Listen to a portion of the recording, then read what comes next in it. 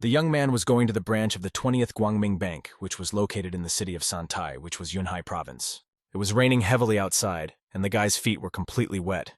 But soon he got a call, and it was about a contribution to the business. A young man sold his house in order to take the proceeds into the business sphere. His wealth would be enough to provide the GDP of the city. Xu Zhenyan received a phone call from his brother, who tried to explain to him that there was no need to take such a risk. It was said that Xu never achieved anything and was a loser in life. So his thoughts about business seemed to those around him no more than a fantasy. In the end, the conversation ended with the fact that now the young man was left with even his own brother, with whom they had gone through so much. However, he decided not to dwell on this problem and solve his problems on his own. The boy was abused from childhood. Even his friends did not recognize him. And because of attempts to skip classes like other peers, he was always punished. So at the end of his studies, he graduated from school with the worst grades, because of which he did not even manage to go to college. And as soon as he got a job, he was not lucky there either, because he could not conclude any contract. So in despair, Xu hoped that at least once he would succeed, and that his efforts would not be in vain. Soon the young man was called to the cash register, and his last hope rested on the money from the sale of his own house. Suddenly, the price devaluation system heralded the creation of a new world where prices were reduced 1,000,000 times.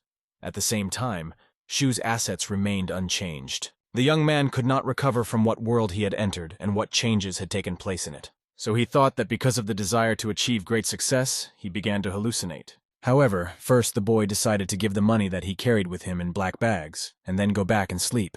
The girl at the cash register was angry and wanted to go home, but when she took the bags of money, she thought that there was not so much cash there, so that made her happy. But as soon as she opened one of the packages, a golden glow appeared from there, and the cashier realized that she had not met a beggar. Looking at the cash, she was in a state of shock. She had never worked with such sums before. After that, her attitude towards the client changed, and now she called him sir. The guy needed to put 8,000 in the account. However, the cashier said she could not work with that amount, and would have to call the main office. Xu decided for himself that when you start your own business, no one should know about the details of the case. Suddenly, a car with many men in military uniform arrived at the 20th branch. As soon as Xu went outside, he was closely guarded and politely invited to the car. The boy did not understand what was the matter, since just a few minutes ago, his own brother treated him like an unnecessary dog. Despite the ambiguity of the situation, he still got into the car, and this information was immediately passed on to higher authorities. Xu still kept his money in the plastic bag, and thought that it was all unreal. The noise around him had no explanation. The guy wanted to deposit only 8,000, which was not considered a large sum before. Looking around, Xu noticed a strange advertisement. The banner featured new milk, 10 packs of which were sold for the price of 1. There was a boy standing on the street who happily told his mother about the prize of 5 fen, 4 of which he planned to give to the woman. At that moment, Zhenyang began to recall the process of devaluation and realized that it was not an illusion after all. Soon enough, the car arrived at the bank's head office in Santai City, where Xu was immediately greeted by the chief employee, Chen Haohai.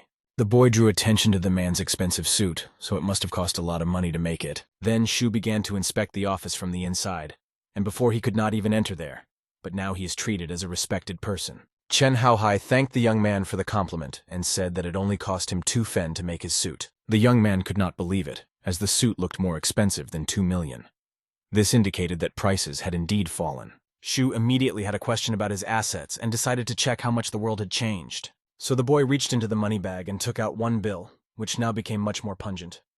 Cash used to be very easy to tear. However, he still made an effort and, tearing the bill, wanted to check what was inside it. At this moment, employee Chen put his hands on his head, as the torn banknote was of limited edition. You could keep it only if you were able to achieve a certain status in society. When Mr. Xu arrived at the main building, he was met by a large column of armed men at the entrance. On one of the cash registers, there was a message for the customer under the number 002 to come to the window. There, a pretty consultant named Lin Yoi was waiting for the client.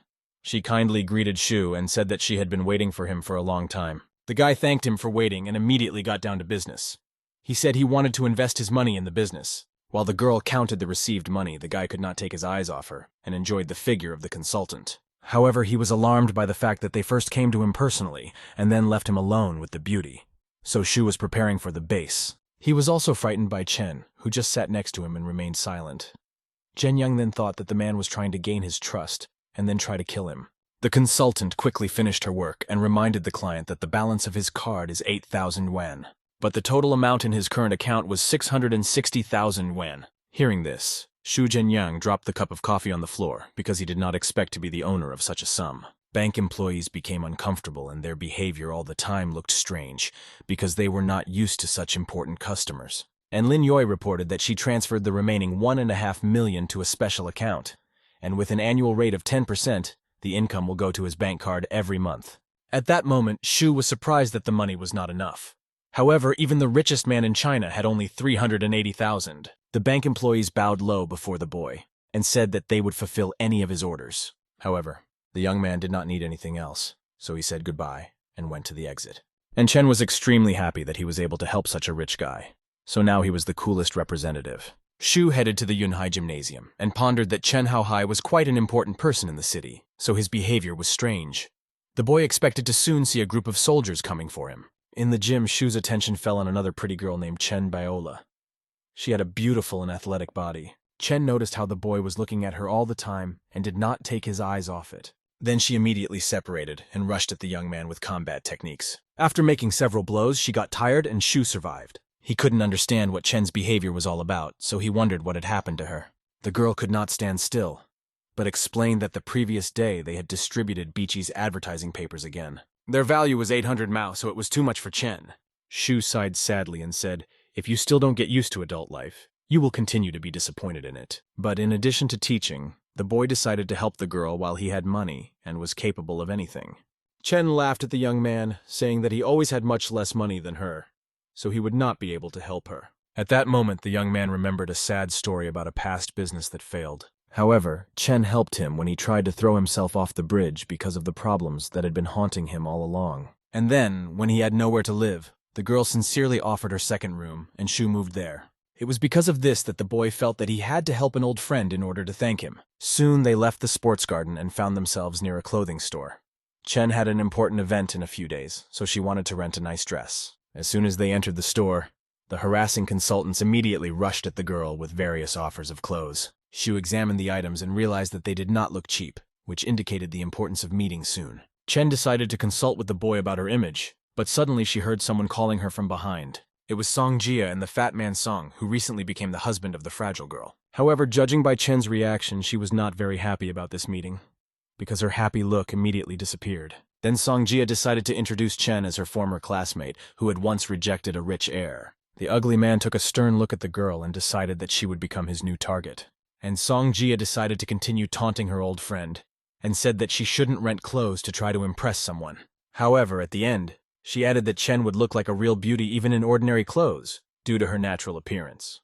At that moment, Shu could no longer bear the insulting words directed at his girlfriend, and interceded for her, saying that Chen would be much prettier than some, alluding to Song Jia herself. Then the latter called the guy a plebeian, saying that with his appearance, he only belongs on a farm.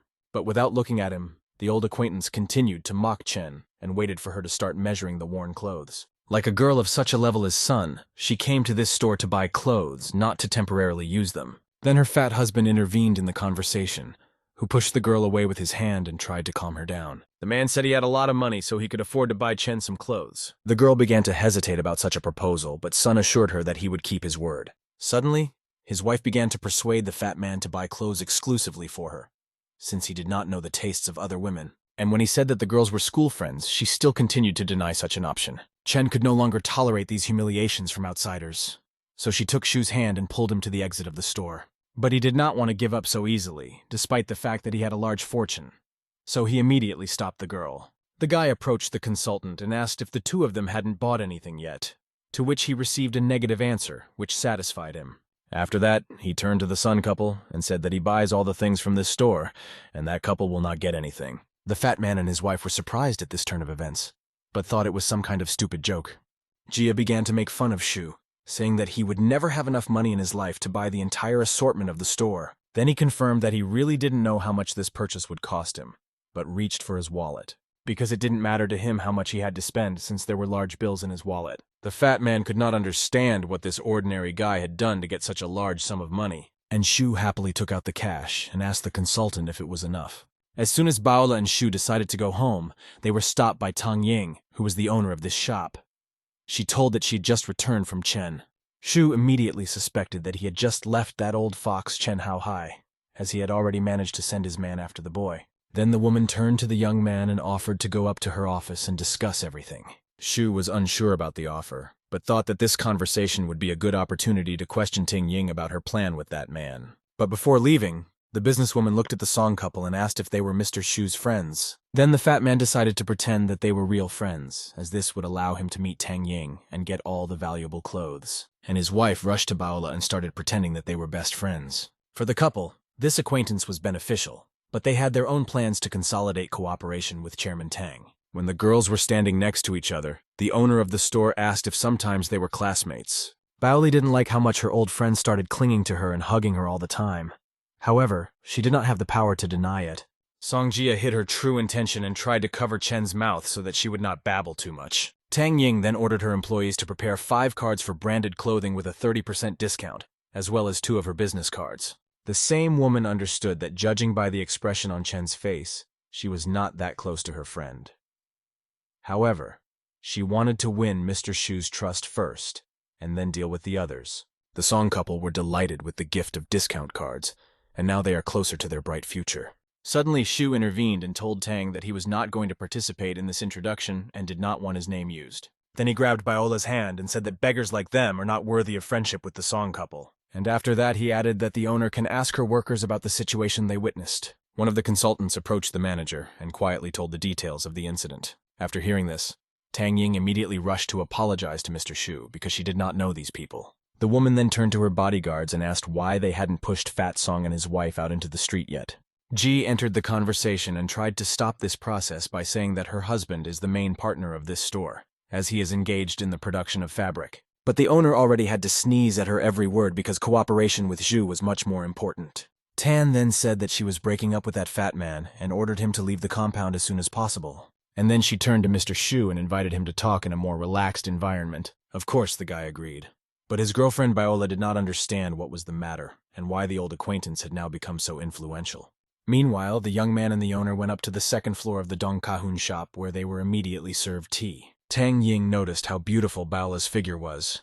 She said she had been working in the sewing business for many years, but this was the first time she had seen such a person. The girl became uncomfortable, as she was not used to receiving such compliments, so she immediately felt ashamed. Ta Shu suggested that in such a case, the shop owner should offer his girlfriend nice clothes that would suit her figure. Then the woman called her assistant, who was a true professional in such matters. Shu understood that Tang Ying actually wanted to get as close as possible to him, and since he considered Baola to be his girlfriend, he decided to please her first. And precisely because of this, the woman looked like a true master of her craft, who has a good approach to every person. And since this young man had every opportunity to succeed, he decided not to refuse the offers. They spent the whole day in that shop, and Tang Ying asked what kind of banquet they were going to so that she could also come and give a symbolic gift. Meanwhile, she decided to hand over the membership card, which already had 5 yuan on it. It could also be used in other stores. After saying goodbye to important clients, she added that she hoped that this would not be their last meeting. After leading Shu and Baola outside, she bowed low in their path. The boy and the girl walked in silence all the way, and when they got to the house, Shu tried to ask Chen why she was lost in her thoughts. The girl could not believe that this was all reality.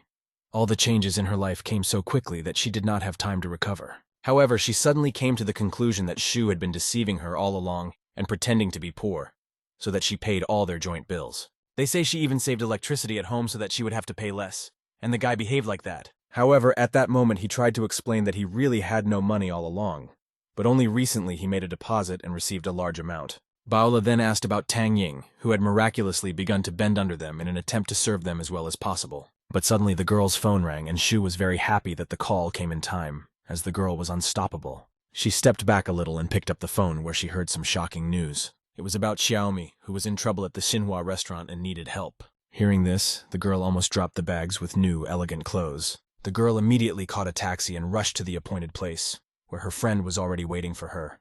Shu ran with Baola because he didn't want to leave her alone in this situation, but at the same time, he tried to calm her down.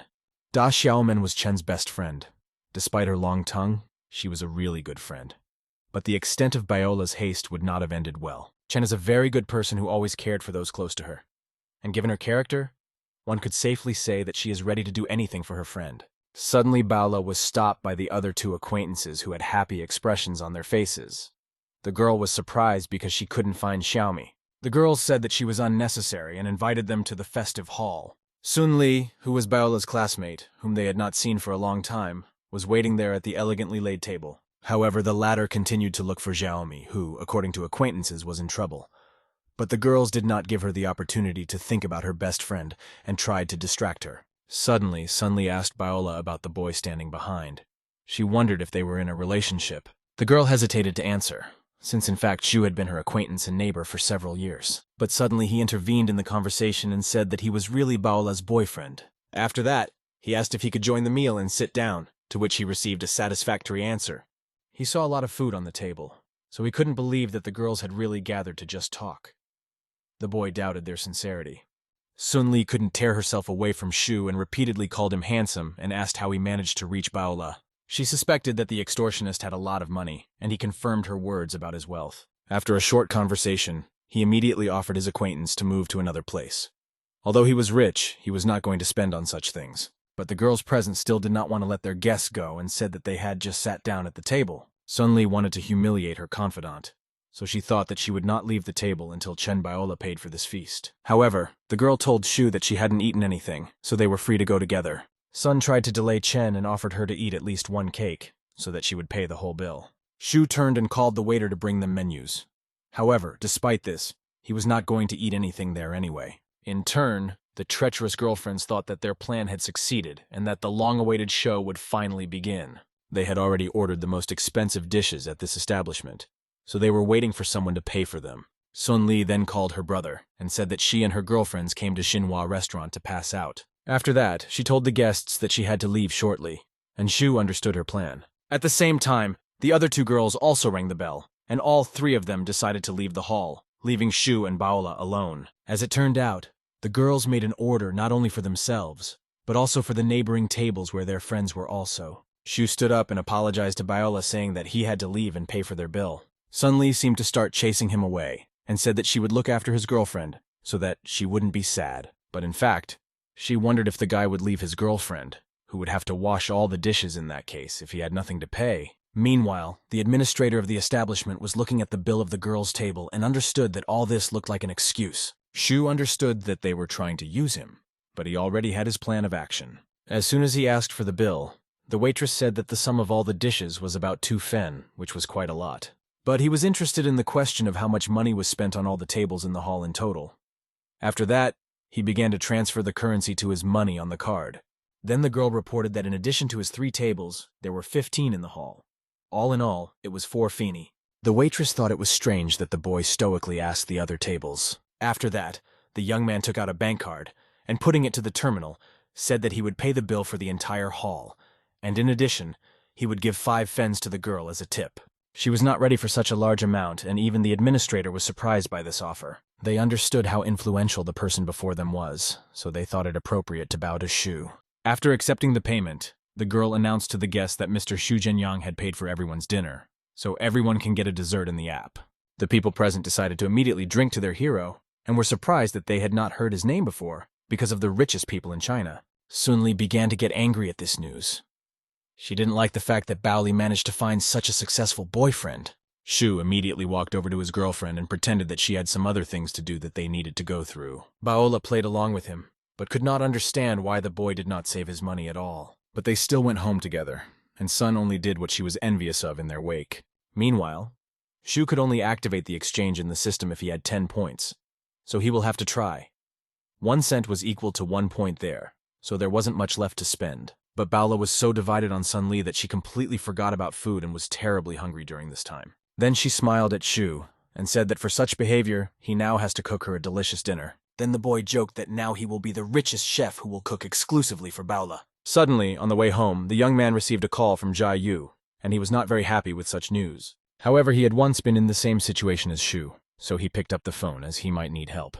As soon as he started talking, Jai immediately suggested a way to make money to his old acquaintance. Then the boy apologized to Baola and said he had to leave for a while, and the girl gladly let him go, because now she will have the opportunity to try on new clothes. So after discussing future plans with his girlfriend, Xu hailed a taxi and went to an acquaintance. He soon met with Jia Yu, who immediately asked him for details of the same project. The guy replied that it didn't belong to him, so he didn't know the whole depth. However, he was sure that this case was quite big. The case concerned a big internet star who has recently become quite popular. In particular, it was about Niu Chunshan, who was considered a real Qigong master. It looked like he was going to be performing live, so his team was looking for a few guys to fake punch him. You could get 8 li for that, so it was better for Jiao than sitting at home because you could still get good money that way. Suddenly, Shu rushed to the steering wheel and began to interfere with the driver, causing an accident-threatening situation. As a result, the car stopped too quickly and another car hit from behind. Out came an attractive woman who was angry with the boys because of their driving skills. Jiao jumped up to talk to her and began to shift all the blame to the woman, saying that she ran a red light and crashed into them herself. However, soon the guy saw that the woman's car was an expensive brand, so now it's definitely over. The woman pointed out to the young man that you can't park your car anywhere in the city. After which she did not give the opportunity to say a word, immediately demanded financial compensation in the amount of 5 fen. Shu then intervened and said that the situation was under control as he had already called the police. The woman was definitely not happy about this news and started screaming even more, but it was already too late. She tried to explain to the patrolman that the 2 boys were driving quite strangely, and because of that, she accidentally crashed into them. Then Jai replied that he was just waiting for the traffic light to turn green, and he would have continued on his way. But the policeman understood the situation, that the boys were standing at a red light and the lady crashed into them. So after I asked the drivers for their IDs. However, the angry lady continued to stand her ground and, by humiliating the boys, demanded money from them. But the policeman again asked her for a driver's license, and as it turned out, the woman did not have one. And to the question of whether she has at least a passport that would confirm her identity, she also answered that she does not. A little later, the policeman noticed that the woman was wearing heels, which in many cases interfered with driving. In such a situation, the ordinary patrolman was powerless, so he decided that he should additionally call forensics. The angry lady craved revenge for the boys, who nevertheless managed to prove their correct deed in this road accident. However, the young men did not care about her threats, as they were happy with the result of this showdown. The woman had no choice but to call her husband and, after notifying her of the accident, ask him for help. Suddenly, Shu received a phone call and immediately thought that it might be Baola. But as soon as he looked at the phone, Chen Haohai's contact was displayed there. The man inquired about Shu's girlfriend going west in a few days, and added that Tang Ying had prepared a special gift, so if anything, he could also help in some way. The boy refused the offer. He was afraid that all the information reached Chen too quickly. Suddenly, Mr. Shu and Fat Song met when the latter came to help his new girlfriend. The guy laughed at such a coincidence and was surprised at how much a man regrets his female companions. The fat man tried to behave discreetly because he knew that enmity with Chu would not lead to anything good. The culprit of the accident hoped that her lover would help with the solution of the situation, and she would get out of the water dry, because of which she pushed her husband to make the right decision. However, Sun only started getting angry with his girlfriend and interrogating her about the details of the accident she caused. The girl said that the boys themselves stopped in front of her, because of which she allegedly crashed into their car. The man did not want to tolerate this violence and immediately attacked his girlfriend with his fists, although she shouted that she was not guilty. Sun was angry that now the repair of the car would cost a lot of money and blamed his beloved for this situation. But the fat man ordered her to shut her mouth because now he could not even imagine what the honorable Mr. Shu could do to him now. And hoping that thanks to money he would manage everything, he reached for his wallet and took out 1 coin. He handed Shu the money and immediately apologized for what he thought was a senseless situation. That amount should be enough to repair the car, and besides, create moral compensation. The man was sure that if he managed to become an ally of the boy, he would get out of the water dry and achieve further success. However, the boy did not take the money and quickly left, saying that he still had unfinished business, so he had to hurry. The man was disappointed that Shu was still angry with him, so he ignored his apology. Tasun needed to fix the situation with Tang Ying, so he immediately approached the young man and began to ask him to speak with the head of Tang about resuming their cooperation. Shu didn't answer that, but silently got into the car and drove off with his friend on urgent business. Meanwhile, Chen in his office tried to check the situation regarding the accident, and as soon as the man learned that Sun dared to harm his client, he almost fell off his chair. So I decided to quickly pack up and go in search of that man to have a serious talk with him. But before leaving, Shu advised Sun to just wait and let his cooperation with Tang Ying resolve itself. Suddenly, a call went out to the friend, but he immediately answered that he was very busy and could not talk. But he was called by Chen Haohai, who immediately warned the man that the car registered to him had crashed into a very important person. Meanwhile, his girlfriend, who took this car temporarily, was angry with her lover and was ready to tear off his head. So as soon as it was down to the 2 of them, she started insisting that Sun pay her money, and then she would leave him. On the way in the car, Zhang Yu asked Shu why the old man was so afraid of him and what business he had with the head of Tang Ying. The boy explained that this was a person with whom he had worked before, and the fat man wanted to agree on cooperation. Money was a small thing for Shu, so he offered to send 5 feng from his account to Zhang's card, which shocked the young man. At that moment, Zhu doubted his friend's driving skills, but he explained that it was too much for him, which made Zhang think that his old friend had once again spent all the savings he was now scattering. However, Shu insisted that he take the money and spend it properly, not forgetting, of course, the business proposal. At that moment, the boy felt how wastefully he was spending money, not even counting it and not investing it in the right way. But his friend did not know all the details, and believed that as soon as they fulfilled his idea, they would immediately become incredibly rich. Meanwhile, Shu decided to test his financial system, expecting it to match his level. The boy spent 5 Mao, which was equal to 5 dozen points.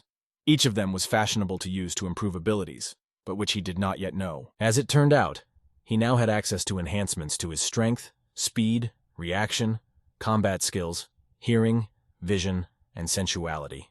So without thinking long, Shu pressed the confirm button and spent the luxury points to improve his own capabilities. Finally, everything was done, although he spent no more than half a day on it. Surprisingly, the system suddenly opened on its own and announced that all the young man's indicators had improved. However, he expected more, because of which he was very upset and thought that he had been deceived.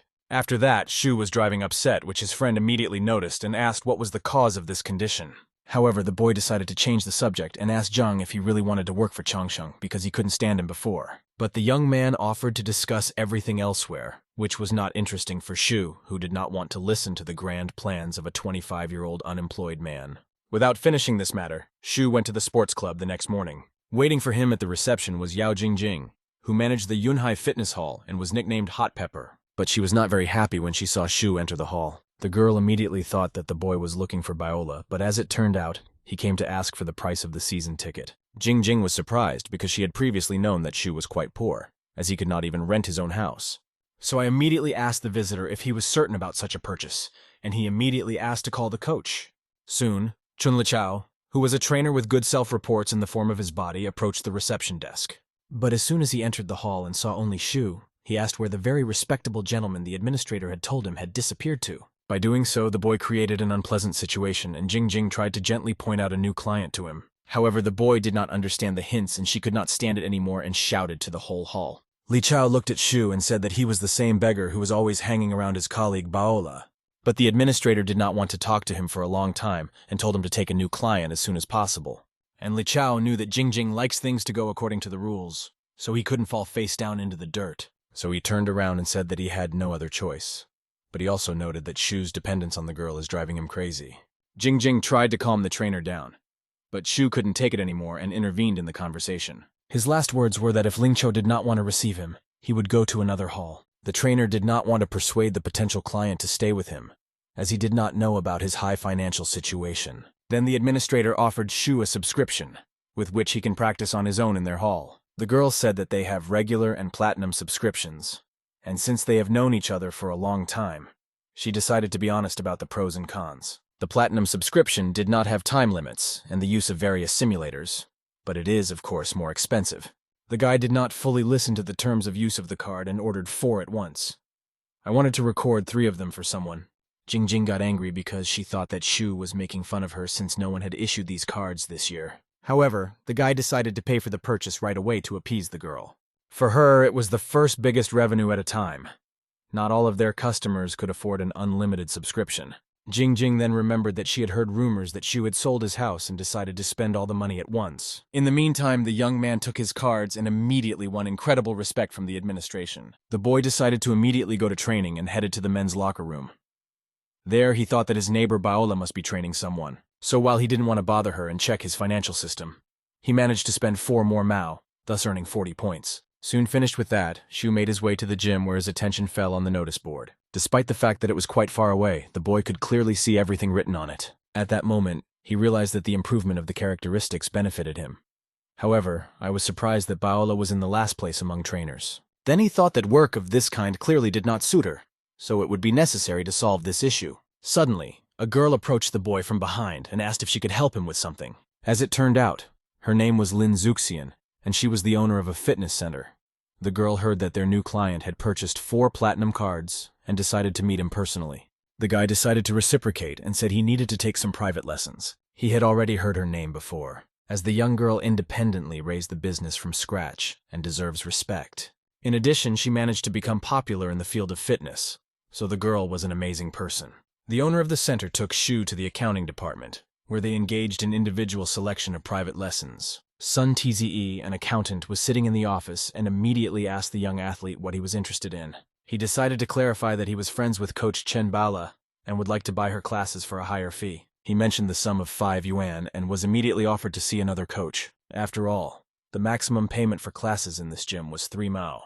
Then the owner began to worry that if Shu bought them for 5 mao, then Baola would have to train him for the rest of his life. However, the boy explained that Chen is a close friend of his who once helped him, and now she's worried about her financial situation, so he wants to help her. Zuxian had already thought about the romantic relationship between Shu and Baola, so now she breathed a sigh of relief. All she cared about was the fact that her own salary was 5 or sometimes 6 mao. But Shu himself asked that the landlady not tell Baoli about his proposal, and when the performance results are announced, then she should know. The woman accepted his request and said that the boy could send the money to her own account, after which she would take care of everything herself. Meanwhile, someone's laughter and non-stop conversations could be heard from the dressing room. It was the 2 trainers, the red-haired Jiang Lili and her partner Chen Jiao. The girl could not stop herself from touching the head coach's body with her hands. Soon rumors began to circulate that someone had chosen a girl trainer for 5 mao. Everyone immediately thought that it was Chen who had prepared a surprise for Lily. But the boy himself did not know anything about this and asked the girl if she had a new student. But since Lily was not involved in this, she immediately understood that it was Baola who occupied the last place on the honor board. In the past, Chen did not work well and was not eager to work. Therefore, her colleagues were sure that now the girl would be ready for anything for such money. Lily felt strong competition and turned to the head coach and said that the new client should go to her. The guy didn't know what exactly he should do, but he was ready to take a risk for Lily's sake. Meanwhile, in the gym, Baola was busy with her own business and sorted out the inventory. She didn't know about the new client, so Chen Jiao approached her and wanted to tell her something. He took out his phone and showed the girl the information that someone had paid 5 yuan for the training of the girl trainer. Then the boy began to hint that according to the agreement, the client was supposed to go to Jiang Lili. But everything could change if Baola agreed to an evening with him. However, the girl was not going to be humiliated and immediately said that if the client chose Lily, then so be it. She went under the wily Chen Jiao and ignored his words that she could lose a lot. Chen soon met Mrs. Lin, and she was not too pleased that the secret information had been leaked to everyone. Lily tried to cautiously approach the owner in an attempt to discuss the client who had paid 5 yuan for the workout. However, Chen understood that if someone found out about the delicate plan, he would have to bear the responsibility, and then he would lose his job. The owner of the center pretended that she was hearing about the wealthy client of their hall for the first time, in order to find out exactly what her workers knew. But Lily herself did not know who it was about, so she said that she had forgotten the client's name. But in her imagination, only a middle-aged man with excess weight and a large fortune could invite a girl trainer for himself. At that moment, the owner got terribly upset and shouted at her employees and said that such coaches have no place in her hall. Then Chen tried to intercede with his colleague and steer the situation in the right direction, but it was too late. However, he was sure about Jiang Lili, as the girl is a good employee and should not be fired for such a small thing. Lin Zuxian then said that she had come to look at the productivity reports of her workers that day, and they allegedly waited for her to leave and staged a scene. After that, she explained that that client chose Chen Baola as his trainer, so no one can take him away. The last words angered Lily because now she could not do anything to take the rich man for herself. However, she was not going to leave the case just like that and quickly ran out of the office. Meanwhile, Chen Baola was already working out with her friend and showing him some serious exercises for her toned legs. Suddenly, an angry Lily burst into the hall and immediately ran to her competitor. She could not allow this position to be occupied by a trainer who was almost at the last place in the performance rating. Baola then grabbed Jiang's hand to stop her screaming and frantic behavior. But Lily took it too personally and told her colleague to let her go immediately, calling her a fool. Suddenly, Shu intervened, realizing that the gossip about his request had already reached Jiang, so he decided to teach her. Lily decided to make a fuss and pretend to be the victim, yelling for the boy to try to hit her. And he was not afraid of responsibility and, grabbing the girl by the shoulder, knocked her to the floor. He had never been asked to do anything like this, but he did fulfill a specific request. Suddenly, the owner of the sports complex entered the hall and said that she would like to explain something. She managed to find out that Coach Jiao and Jiang were doing dark things behind her back. So after that, she decided to announce their official dismissal. In addition, the woman congratulated Coach Chen Baolu that she was now acting as a private coach with a fee of 5 yuan. And hoping for her worthy performance of her duties, Lin Zuxian wished her good luck. And as parting, she turned to the guards and told them to take Jiang Lili out of her room as soon as possible. The girl was very tired after the blow she had practiced on herself, and hoped that at least in another hall she would be lucky with her career. Meanwhile, for Baout, the whole situation seemed strange since she did not know all the details. Then she turned to Shu and negatively asked what 5 more yuan she would get now. Because with such money, you could now buy an entire estate and not work for the rest of your life. However, the girl then tried to reassure herself that the boy had been spending quite a lot of money lately, which she would later feel on her own skin. And Shu's phone rang. He was bothered by Tang Ying, who wanted to talk about further cooperation. But Baola still could not recover, because she had never seen people who would spend such a large amount of money on a fitness club. However, she was not going to accept all this money and wanted to find out if it was possible to return the payment to him. Meanwhile, Shu hesitated whether to pick up the phone from a woman who owns a large clothing store. But he still dared, and immediately heard that Chen Haohai and Dong Changmin from the technology company wanted to treat him to dinner. So Tang Ying asks if the boy has a chance to meet in the evening on the 3rd floor of the Haicheng Hotel. All of this seemed strange to Shu, but he still agreed to a business meeting with influential people. After spending a long day in the gym, Shu called a taxi and drove to the designated place. When he entered the restaurant hall, he immediately saw several men in business suits. The boy had known Chen Haohai for several days and still could not get rid of the bad feeling that he was afraid of him. Also, there was Dong Changmin, who had sufficient wealth and owned real estate. Shu did not know the third man. It was Che Jihao, who was involved in the automobile industry. Also, there were 2 men who were known as the 4 heroes of Yunhai province. They were leaders in 4 industries. These 4 never met just like that, so it was clear that there was an important matter to be discussed this evening. Also in the hall, Shu saw Li Hu, a nice-looking boy who was Shu Zhenyan's teammate. The guy was even happy about this meeting. As it turned out, an old acquaintance just came to have lunch at this establishment. In addition, he had a meeting with the Mengmen family, whom Zhenyang had not seen for a long time. The girl was also his groupmate, who always had a confused look. Li Hu bowed to his uncle and aunt and introduced to them his classmate, with whom they studied business together and were quite famous in their circle. The old men immediately smiled when they saw the 2 ambitious young men. Li Hu then added that during her university years, man-men used to chase after Shu for a long time. After that, the fat man loudly asked Chen Yang if he had managed to pay off his debts by selling his house. Shu immediately felt that his acquaintance was trying to appear successful against his background in order to inflate the price and put him in a bad light. Li Hu then asked where the boy could get the money to come to such an expensive restaurant. However, Shu chose to ignore his stupid questions and asked Mengmen why she had come to this place. She was a little scared and whispered that she would like to negotiate and get out of the business. In her mind, she only considered the boy and his beauty. But the old mother did not let them finish and grabbed the girl's hand, pulling her along.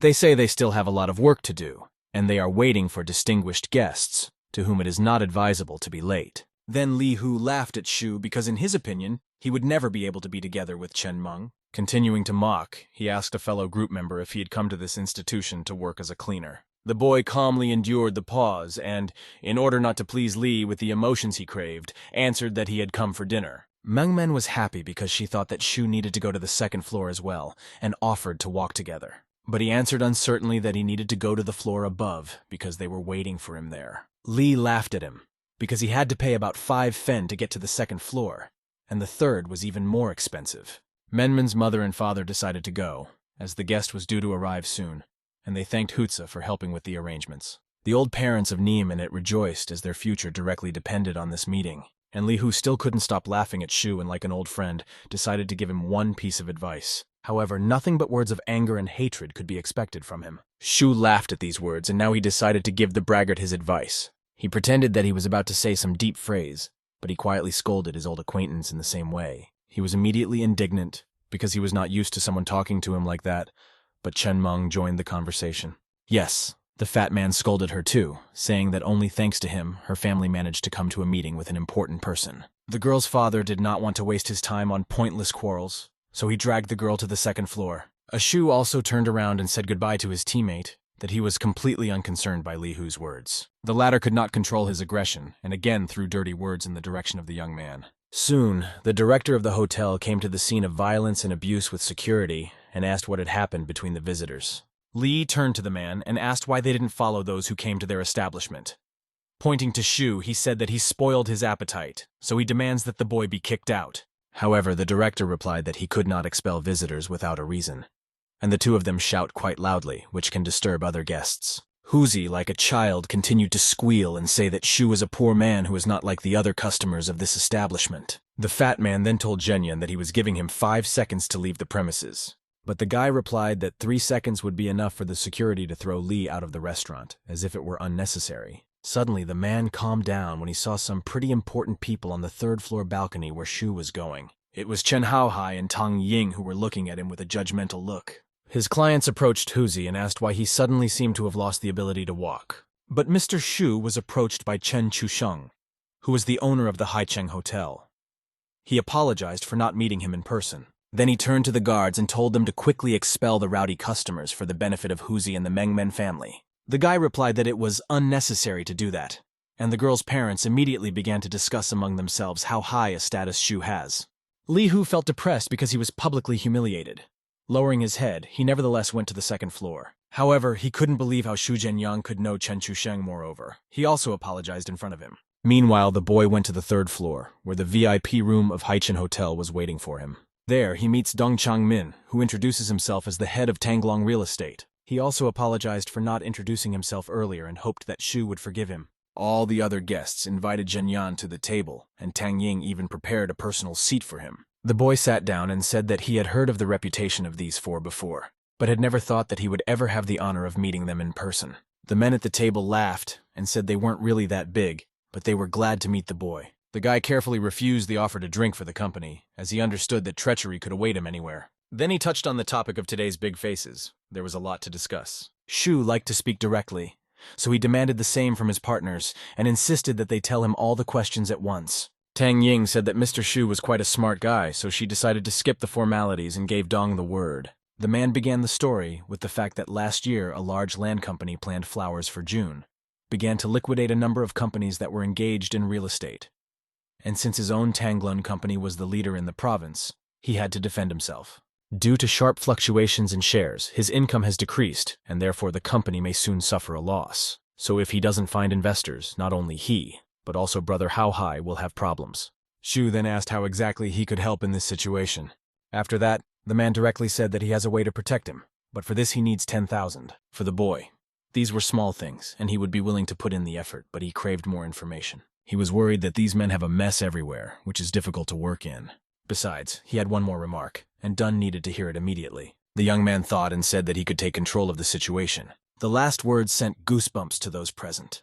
It was important for all of them to keep their real estate company. However, they also had a question, and Haohai asked if Shu really wanted to control Tanglong. The guy leaned back in his chair and said that he would give money without any problems, but he would get power in return. But he did not want to present himself to the public as a businessman. So he proposed the idea of control behind the scenes. But there was one nuance that Dunn did not voice. They needed 17,000 to take control. Mr. Shu was willing to give 16.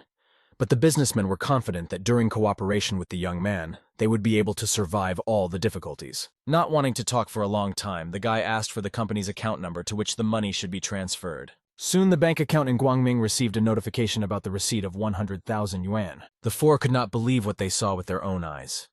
They even immediately thought that the notification was fake. But to Doc Shu, it was only 100,000, for which he will receive points and can later return this amount. The boy knew that 1 fen was equal to 1 point, so he wondered what the account was on his system now. He received a greeting about spending 100,000 yuan, but since the system suspected that he was doing it specifically for the sake of points, it was only 1,000. Shu became terribly angry and did not understand why he had not been warned about this earlier. Because if he had known this earlier, he would never have made such an expense in his life. Those around him saw his bad mood and cautiously turned to their savior. All the influential people lined up, because the moment had come to answer the young man's request. Then the men simultaneously bowed and said that they now became his loyal subordinates. However, Shu asked not to idolize him and just cooperate and enjoy a delicious dinner. He had already managed to starve himself for the whole day, having a grueling workout, so he couldn't take his eyes off the delicious dishes. And as a toast, he said that now their company would become so powerful that they would be able to reach Chandao Lake. But the men present could even dream about it. In this lake were all the preserves of the country, and Shu himself continued to think about the system. Although she gave him 1,000 points, it was better than nothing. Suddenly, the system received a notification that the number of points added to the force was 1,595. After that, the wine glass that Shu was holding suddenly fell from his hand to the floor and shattered. At that moment, the boy felt bad and could not stand on his feet, which is why he leaned on the table. He decided to go to the dressing room, but when he touched the table, lightning of incredible power passed through him. It was a table made of the finest wood on the market, and yet it broke easily. The husband tried to see some sign in what had happened, saying that it would affect their business, and they realized that their head of the company is not as simple as it seems at first glance. And Shu himself stood in front of the mirror in the dressing room for a long time, and realized that this money was not spent in vain, because strength, speed, perception, and other indicators in his body have increased incredibly. He could hear much better now than before. Even in an instant, he was able to grab an insect with his fingers. But the boy's subordinates discussed that he was specifically demonstrating his strength in order to establish his power from the very beginning. And even through several doors and quite a distance between them, Shu managed to hear their words. Unexpectedly, Shu decided to visit the second floor where the Meng Men family's negotiations in life took place. He got into an unpleasant moment. Li Hu was also there, who, seeing the boy, immediately ordered him to go away and finally left him alone. The young man looked at him and only thought that this was not a man, but a pile of garbage. Then Shu came to Meng Men and said that he heard their whole conversation, so he ordered the girl not to go with that scumbag. And he told her family that they would now supply their chickens to Haichin Hotel, for which he would pay double the price. The girl tried to reassure her parents, as Zhenyang could not lie, and now their most important problem was solved. Liu entered the conversation and asked if the hotel itself would agree to such conditions, and then he started threatening Shu. Li Hu was also very angry, although he had not shown himself to be this way before during his university days. Suddenly, someone asked Liu who he was going to kill, and the fat man sharply replied that he would kill anyone who approached him. Suddenly, he turned and saw 4 influential people standing behind him. Fear immediately appeared in the man's eyes, as his level was lower than that of these competitors. But soon one of the men waved his hand at the fat man, as he could not stand it when someone flaunted his status in order to increase his price. So Liu received several hard slaps and temporarily stopped talking. He fell to the ground and on his knees begged Mr. Chen to have mercy on him and stop beating him. Li Hu quietly watched from the side and did not understand where the powerful 4 came from, which, moreover, swept Shu Zhenyang's side. And the guy ordered his subordinate to stop and not take part in this circus. The servant entrepreneur followed his order and was ready to take revenge on the head of their company at any moment. Meng Men hid behind an old acquaintance, and Chen Chusheng cautiously asked his master what had happened. Li Hu did not understand for what merits the man spoke so kindly to the young man, because Liu's husband was ready to kill him, and he himself was following the orders of some influential boy. At that moment, the bearded Liu realized that it was in vain that he had time for this matter and talked to Shu like this. And Chen said that everything would be as Zhenyang said. In any case, Haichin Hotel has many branches, and everyone will be able to use about several thousand chickens every day. Chushin then smiled and approached Mrs. Chen Meng and handed her his business card. After that, the man pointed his finger at Li and Liu and asked Mr. Shu what he should do with these 2 scumbags. Before letting them go, Zhenyang approached Liu and said that if he dared to abuse the Chen Meng family again, he would be severely punished. The man was scared almost to tears by these words and said with a trembling voice that he understood everything. After dealing with the fools, Shu ordered his team to follow him and throw those 2 out of the hotel. Fragile Meng Men was worried that the gap between her and Zhenyang was getting bigger and bigger, something she didn't want to feel. So she decided that she should help him in return. At first, the girl offered to take him, but Shu refused, saying that a friend would pick him up. So it turned out. Soon, Zhang Yu drove up to him to inform him that their work would start in the evening. So for now, the boys had time to find a place to rest. Shu agreed with this plan of action, but first he wanted a snack. Zhenyang decided to open the car door, but accidentally almost tore it off. The boy did not understand why 15,000 points went to his power, which he could not control now. Zhang was scared because the car was rented and its repair cost much more.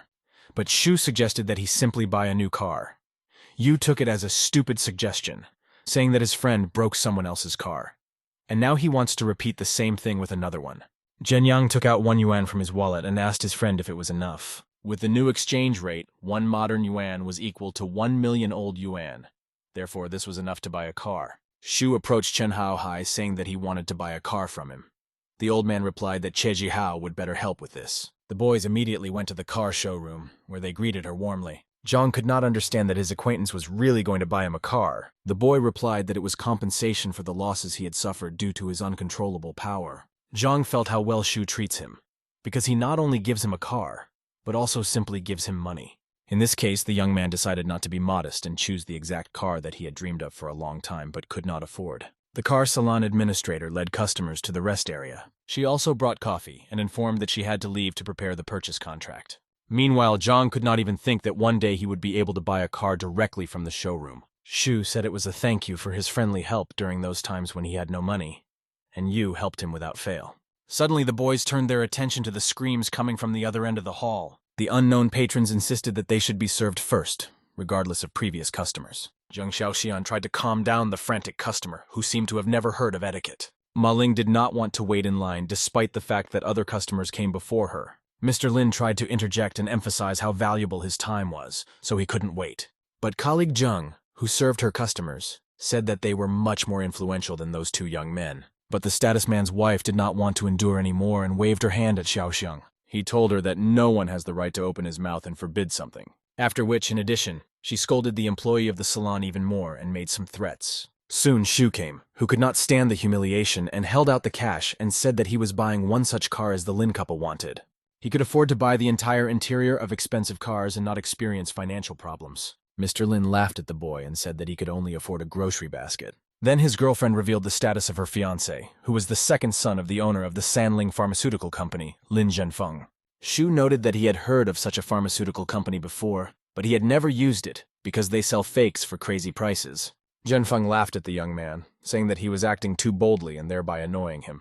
After that, he decided to solve the case personally and approached Zhenyan with the question of whether he was all right. Because no one dared to talk to him like that, so Lin ordered Shu not to stand out from everyone else either. Soon Zhang Yu, who was used to solving most cases with his fists, intervened in the conversation.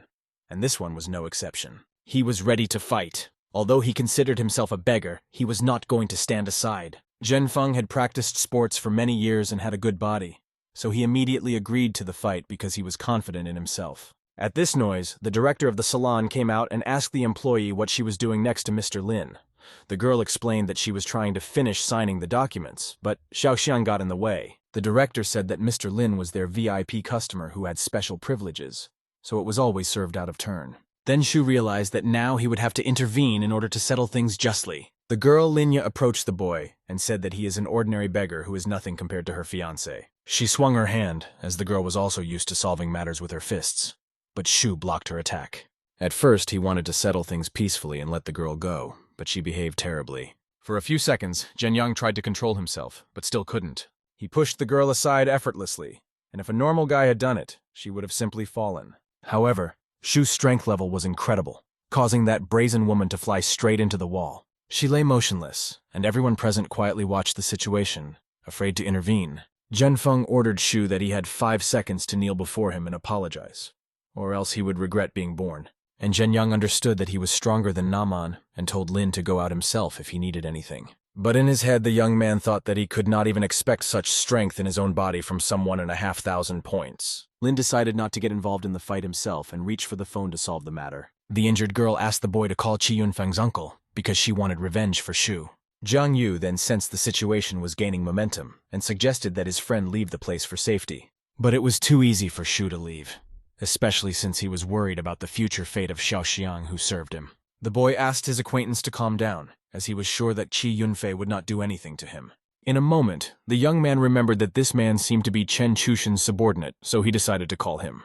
But Ma Ling turned to Zhen Xiaoxiang and said that she would keep her job as soon as Mr. Lin would deal with everything. Then Shu emphasized to his friend that now this girl will not be left alone and must be protected. Meanwhile, Zhenfeng arranged with Uncle Qi to meet at a car dealership.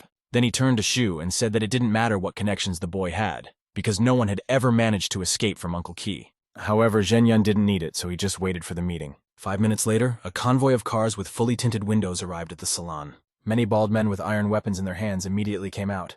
Uncle Qi himself walked ahead and asked Zhenfeng who dared to insult him. The boy immediately pointed at Shu and Zhang. The latter was very frightened because he did not know the capabilities of his friend. However, the man looked at Zhenyan and realized that he had better not come there. Uncle Qi understood that Shu was also his boss, so he decided to attack Lin to avoid trouble. The girl rushed to her crippled boyfriend and told her uncle that he had started beating the wrong ones. But the man ordered his team of thugs to bring the girl and boy to their knees. They immediately burst into tears and begged for mercy, saying that there was no need to beat them.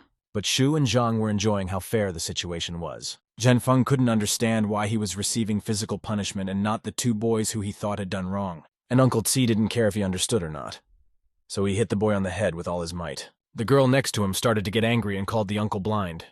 He said he was supposed to come to their aid, but he's not helping them. She did not know how such words could end up with her, so she continued to speak angrily.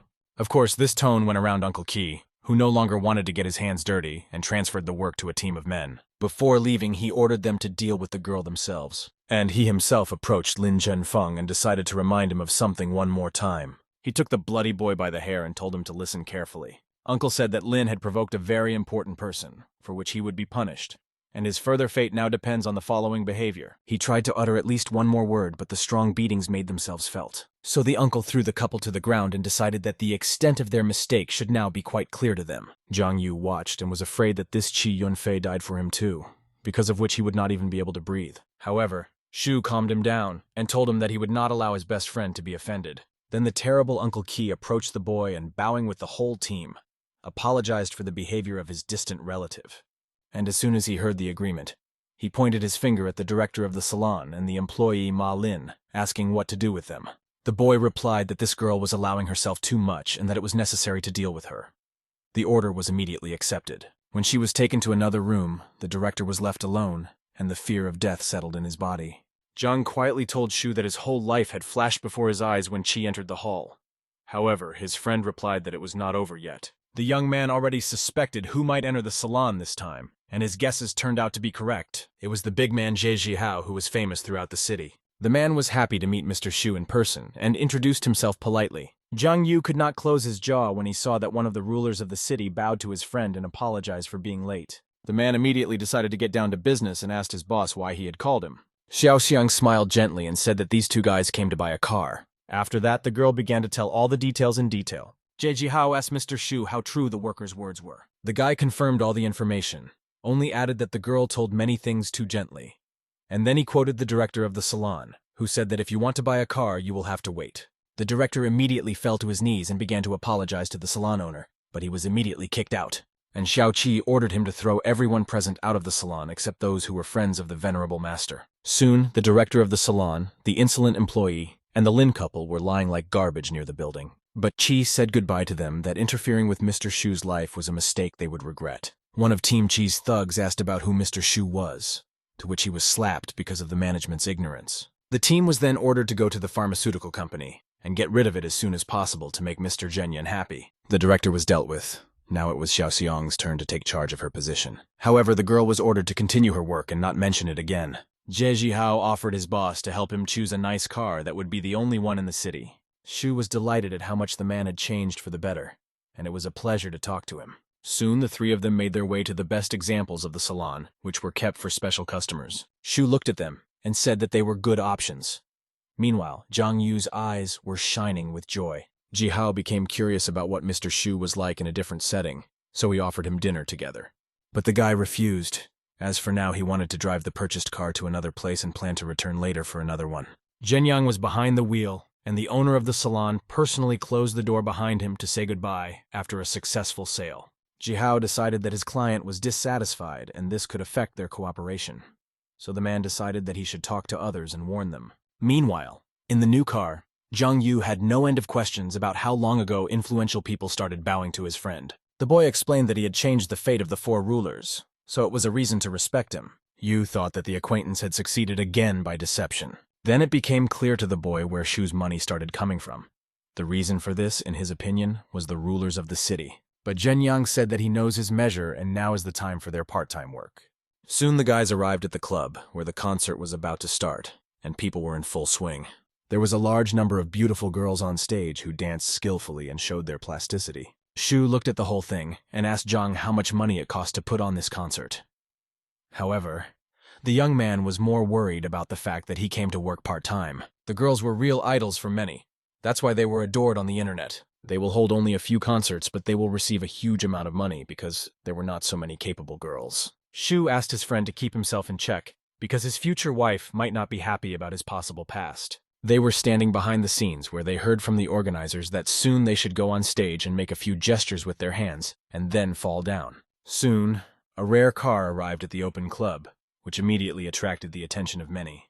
From there came Mr. Qigong Yu Chunsheng, who was known as the strongest Taiji practitioner. The man already looked quite old, and because of his baggy clothes, it seemed that he was overweight. The whole crowd began to pass him to the stage, and he immediately approached the microphone. Then he began a speech about the fact that he, a Tai Chi practitioner, had come to demonstrate his strength. because there are rumors on the internet that someone has encroached on his authority, so he decided to strengthen it. Shu watched and thought that given his age, Changsheng could sit quietly with his grandchildren at home. Startui said that he cannot specify what his true power is, but he can show it. Shu and Zhang were taking their numbers, and since it was a group performance, they should be called soon. The first numbers had already started to take the stage, and make the audience feel as if they were so weak against Changsheng, who didn't even try to make any effort to strike. After knocking out 2 fighters, the man said that his inner strength shook those guys incredibly quickly. Changsheng then showed off his skills some more and asked 3 more boys to stand up to demonstrate his blows on them. Shu couldn't stop laughing, but soon it was his turn. He didn't quite understand the rules, so he didn't know if they were all supposed to rush at the old man. Then the 4 went up on the stage and Shu was in front. As soon as he was in front of Chen Shun, he asked if he was really sure that he could handle anyone. And he confirmed that it doesn't matter to him where the blows will come from. He could even cope blindly. So Shu said that he would not hold back in such a way to test the old man to the max. Before going on stage, each act of the chorus was given an instruction. Shu would have to pretend to be hit and then jump to the side, but only on 3 limbs. However, the boy decided to put all his strength into the blow and gave the old man a good knock on the head. All the audience was shocked. No one had ever seen Master Chen Shun give up so easily before. At that moment, Zhang realized that right now, he had the opportunity to truly demonstrate his strength. Taking an example from his friend, the boy rolled up his sleeves and said that even he cannot stay away from such a show. So he jumped on top of the old man and beat him mercilessly to repay him for his kindness. By then, Shu had already turned to him, asking what Yu was doing. But the latter craved as much glory as possible. Soon the boys were stopped by the event administration and told that the broadcast was interrupted. People did not understand why the boys started really fighting, and did not act according to the terms of the contract. Shu explained that he lightly touched Changshun and he himself fell. In addition, Mr. Niu was not among the top 10 scurvy masters. But the administrator just laughed and said that the old man was actually an ordinary actor. All his shots were games all the time, so they only cared about increasing the flow of spectators. The administrator called the boys stupid students, from whom he now wanted money. At that moment, Yu immediately reached for the phone and said that he had to say thank you. A terribly angry administrator, who lost a large number of the audience, asked the boy what he had decided to do. Shu flipped the phone screen and said that he accidentally recorded everything on the camera. The video captured a moment where a man calls the great scurvy master an ordinary actor, and his show was done for money. The administrator did not expect that this truth would ever be able to get out, so he was not ready for it. Then Shu said that everyone wants to make money, but doing it on a merciless old man is too much. Soon several thugs appeared on the scene, and the man said that it was a mistake to interfere in his affairs. Therefore, he was not frightened by the threats of ordinary videos, and the boys, in his opinion, could not get away from him so easily now. Then the administrator said that at first he just wanted to extort money from the guys, but they left him no other choice, and now he called his fighters. The man ordered Shu to go to his phone's gallery and quickly delete the evidence video. The young man never gave up just like that, but his partner was very afraid that now his future was over. Then the boy threw his fists at the bully because he wanted to repay the debt to his friend and considered himself the strongest man on the planet. He thought that everything would last longer, but the thugs immediately intercepted his blows and broke the boy's arms. Then Shu decided to enter the battle and demonstrate his tricks, which he learned thanks to the PowerPoints. His eyes were cold-blooded, and he asked the men how they dared to go against him and say such things. Zhang then said that Zhenyang began to have auditory hallucinations, as the audience did not say anything. However, Shu heard that Yu himself wanted to protect him. Then he grabbed his friend and thought that he had become too strong, so he didn't want to hurt anyone anymore. As they ran, Yu asked the boy where he learned such martial techniques that he had never seen before. The young man decided to make a joke and said that he called Zhang for joint training, but he always refused. But Starut still did not believe that it was possible to achieve such success with simple training alone. Meanwhile, the old actor was in his hotel room trying to regain consciousness. He was confused by the question of how ordinary boys dared to go against him. However, his secretary said that those two did nothing of the sort, and that he had indeed fallen on his own. But Changsheng was worried about broadcasts. The girl reported that the mass media connected immediately after the end of the live broadcast, and local authorities have already taken up the issue of fraud.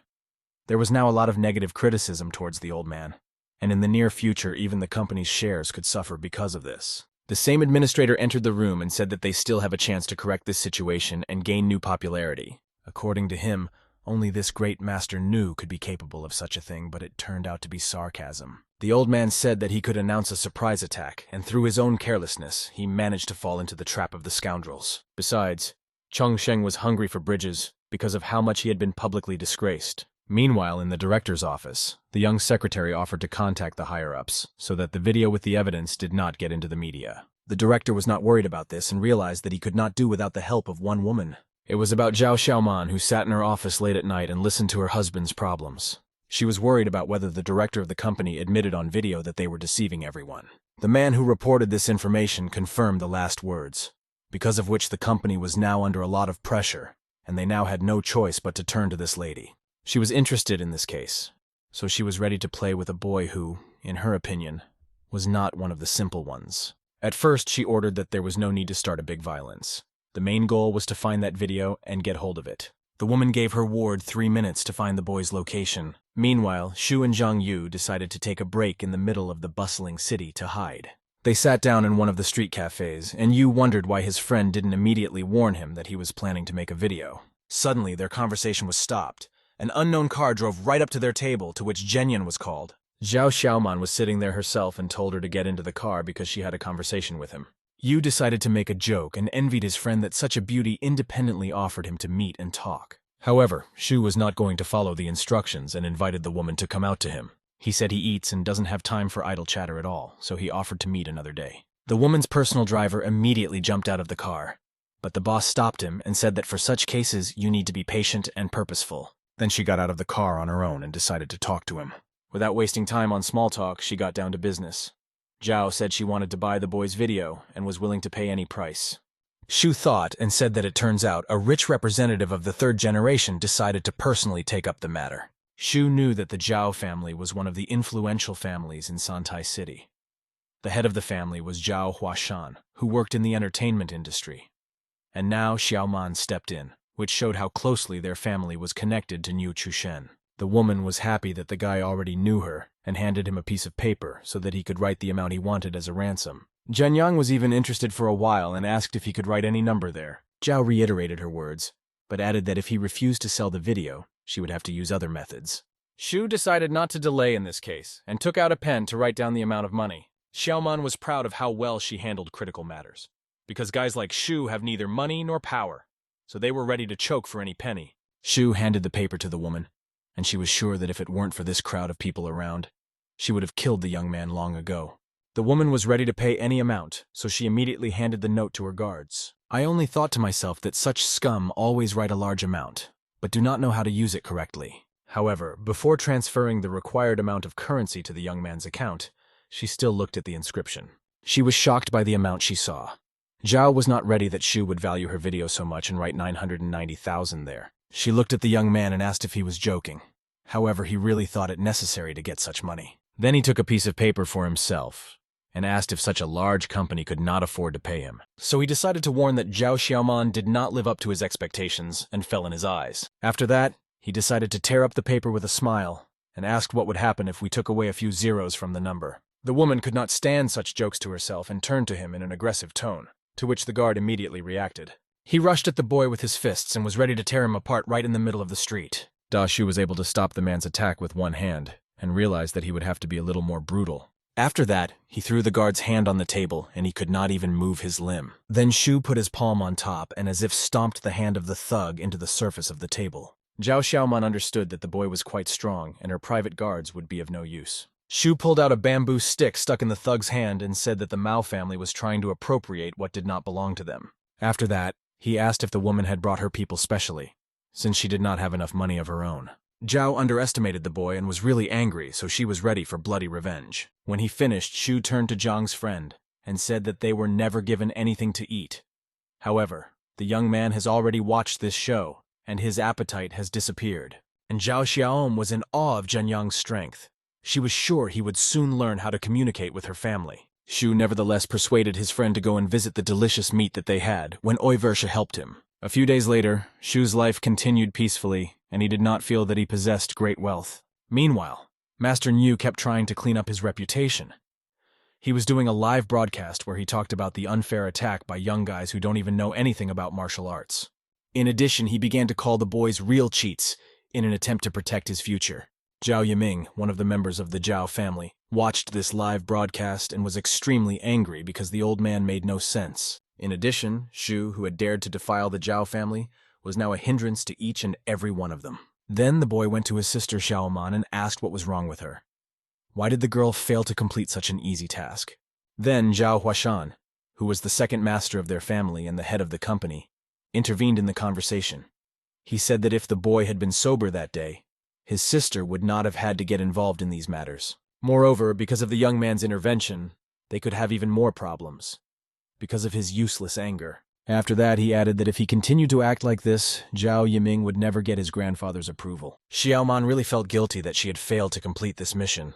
Ta Huashan ordered the children to turn on their brains and be careful not to get into a similar situation in the future. However, the most important goal in their family was not to disappoint the grandfather, who was the main one. Despite the fact that their family did not lose anything, the damage to their reputation was still considerable. And old Nayu continued to talk live and pretend to be a victim whose art is not appreciated.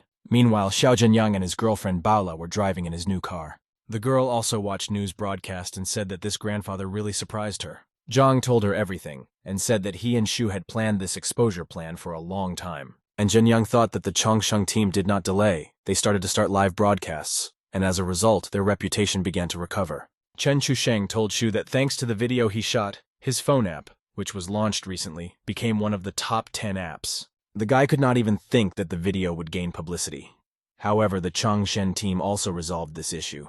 However, the young man soon came back to reality and heard how Baola said that she was going to a classmate's birthday, and he didn't have to accompany her at all. The guy offered to pretend to be her lover, but the girl carefully hinted to him that she did not want that now and wanted to relax with her friends. Shu enjoyed taking care of her, because if he didn't care about the girl, he wouldn't follow her everywhere. As soon as Baola left him, she was met by a birthday girl named Li Yizhu, who looked like a bride. Shu stood aside for a while and noticed that the relationship between the girls was not bad, so he was calm for his girlfriend, while everyone else present looked askance at Baola, not perceiving her as a person at all. Then one of the girls saw her and immediately rushed to ask why she had come. The red-haired girl hated Baola and as an excuse said that she would spoil Iji's celebration. Chen could not stand such humiliation and told Sun to calm down. However, the latter mentioned the situation in the restaurant, saying that Baola herself was called to treat them, and then ran away. The girls around did not understand the meaning of the conflict, since although they did not communicate with Chen, not everyone hated her so much. Shu continued to watch her friend, and thought that she shouldn't have contacted Sun Li and the other teammates. Baola decided to develop that conversation about the restaurant, and reminded her that Sun herself had invited her in the first place. At first, the girls ordered meals only for themselves, and then they called her and lured her to the restaurant, not wanting to pay on their own. And after Li saw that Chen's boyfriend had money, she invited a bunch of other friends. The girl did not want to let herself be insulted anymore and was ready to stand to the last, so as not to fall for another deception. Shu was happy for her friend, as she was able to stand up for herself for the first time. Then the girl herself felt much better. Li Yizhu decided to appease the guests and first asked Baola to calm down. Then she ordered her to change her tone, because she was invited to the birthday party. Yizhou hoped that Chen would be able to establish a relationship with those present. The birthday girl then revealed a secret about Zhou Man. Her husband is a very important person in the city, and their wealth exceeded hundreds of yuan. So the woman asked to convey that if you bow before her, there will be no more problems with work. This information angered Baola. She got the impression that she was invited to the holiday only so that she could bow to someone. The girl had already had a very hard time in recent years, so the mention of Zhou Man was unpleasant for her. But Li Yizhu emphasized that people need to soberly assess their financial situation and not jump above their own heads. Zhou Man's husband had previously helped the Yizhou family with the textile factory, so Chen's gesture of humiliation could affect Li's fate as well. Soon, the arrival of the venerable Zhou Man was announced to the entire hall. The woman was also Baola's teammate, and her husband, Sun Feng, was influential in the city of Santai.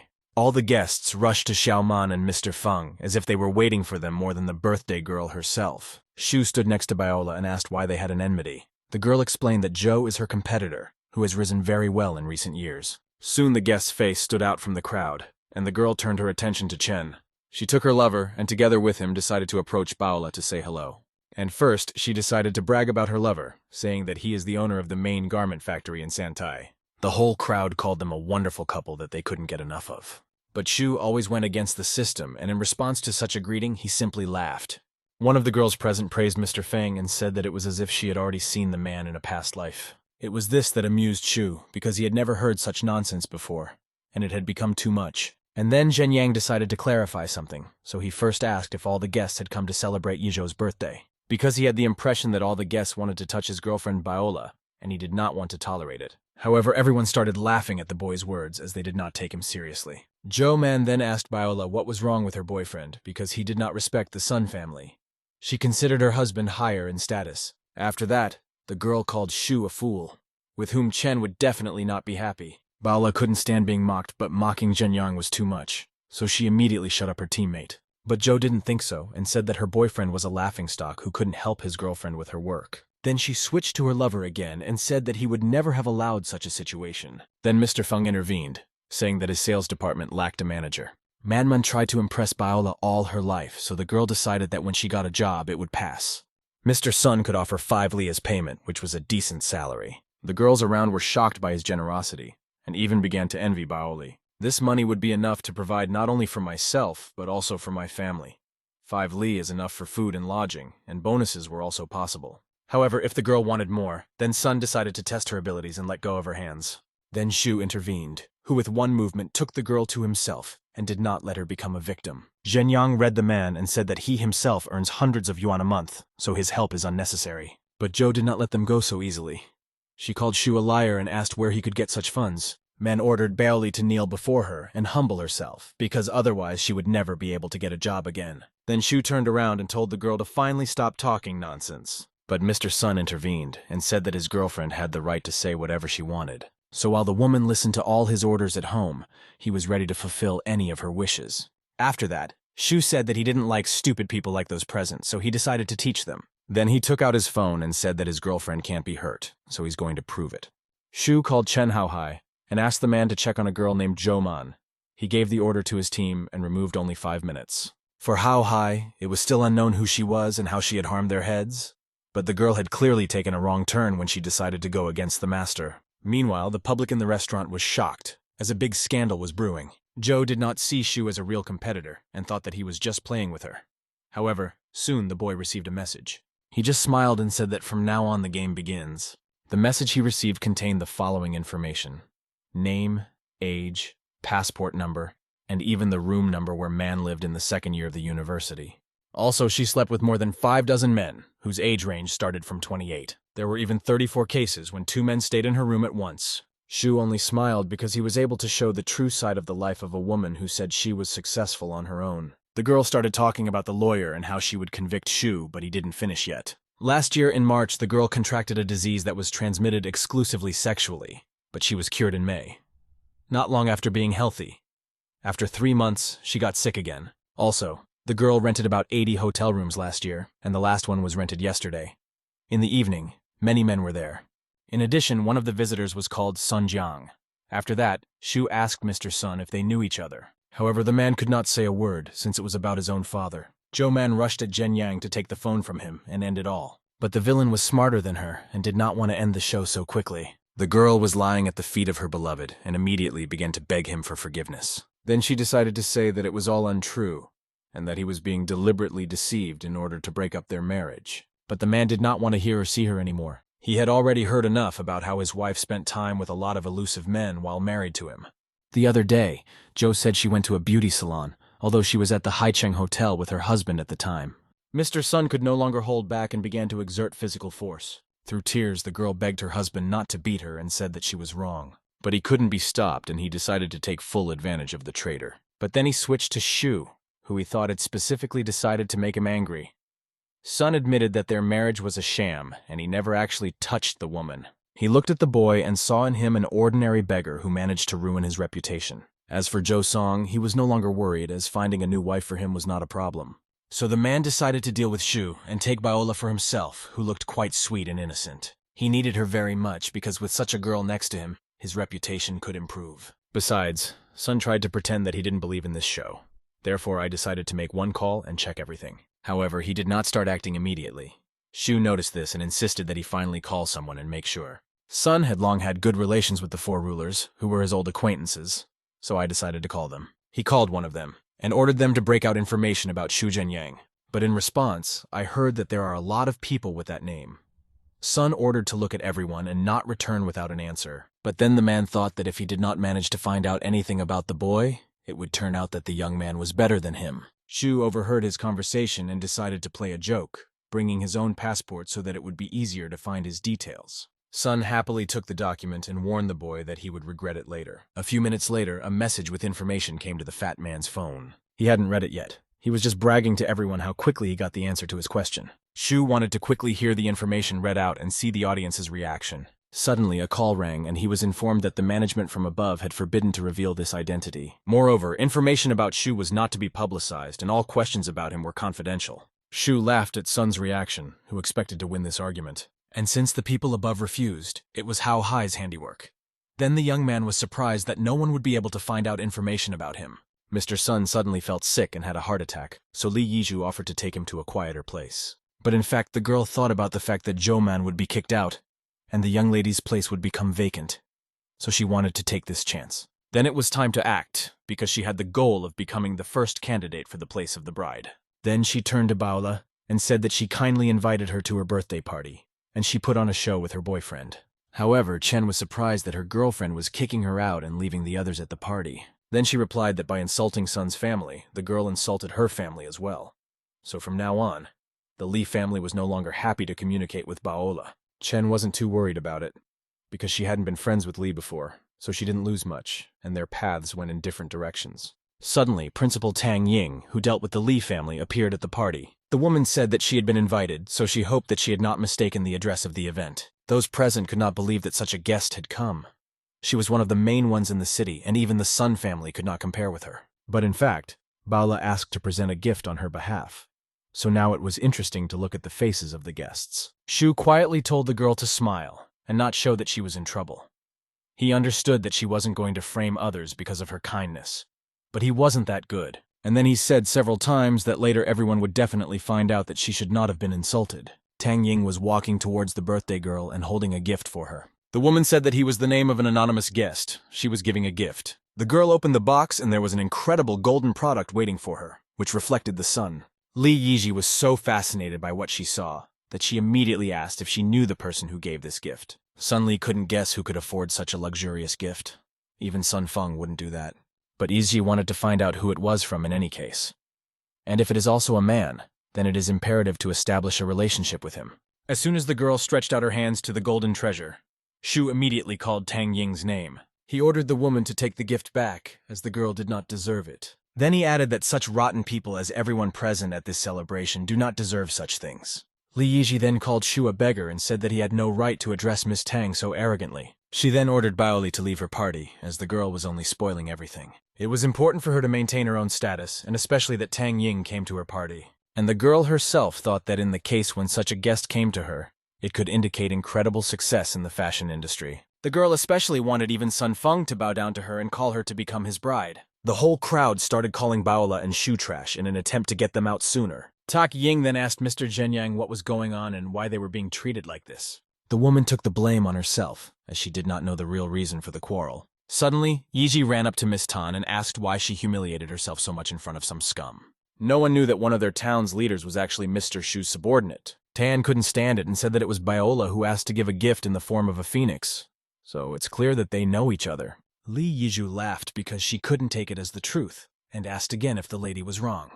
Zhenyang then said that there was no point in talking to them anymore since they had already been kicked out of the party several times. The woman took Baola's hand and tried to calm her with her warm smile. Meanwhile, Yizhu couldn't believe that Tang Ying had such a wonderful relationship with Baola. Then she remembered that wonderful phoenix that was supposed to be a gift for her, and almost burst into tears. The girl decided that she had to correct the situation and rushed after the guests, whom she herself kicked out. She tried to hold Baola at least, but Shu did not give her the opportunity to return to the place where she was only humiliated. And Li Yizhu herself was not allowed to pass by the guards who came with Tang Ying. The girl begged for forgiveness, and even mentioned that she and Baola were friends. Chen was very hurt and wondered if she had ever been friends with Li at all. She never chose her and tried to be careful, but got nothing good in return.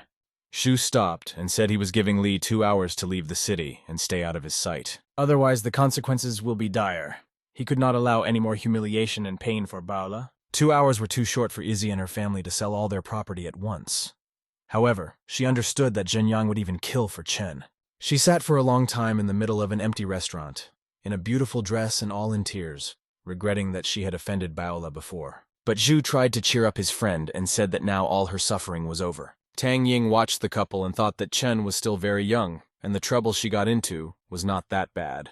However, in her opinion, Mr. Shu still bravely helped the girl, so now her life was peaceful. By way of farewell, Jianyang told Tang that he had figured out the feng shui, and they arranged to meet Mr. Chen later. He needed to come up with something for Baola regarding the balance of his cards.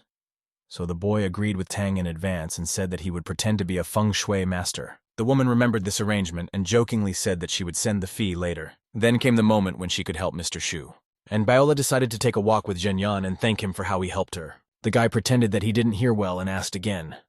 But the girl suspected at that moment that Tang Ying was talking to him quite politely. But Shu decided to avoid this conversation and immediately reminded the girl that she had previously wanted to open a health food restaurant. He said now he has money saved that he could invest in helping her. The girl replied that this money was obtained by deception, so she would not use such money so as not to feel guilty later. And Shu jokingly said that you shouldn't refuse the richest man in the world. But over dinner, the young man still persuaded her, and the next morning they went together to the real estate agency.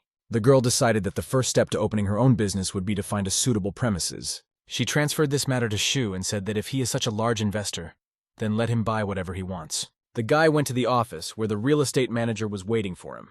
Shu said he wanted to rent a place, so they immediately started looking for a good consultant for him.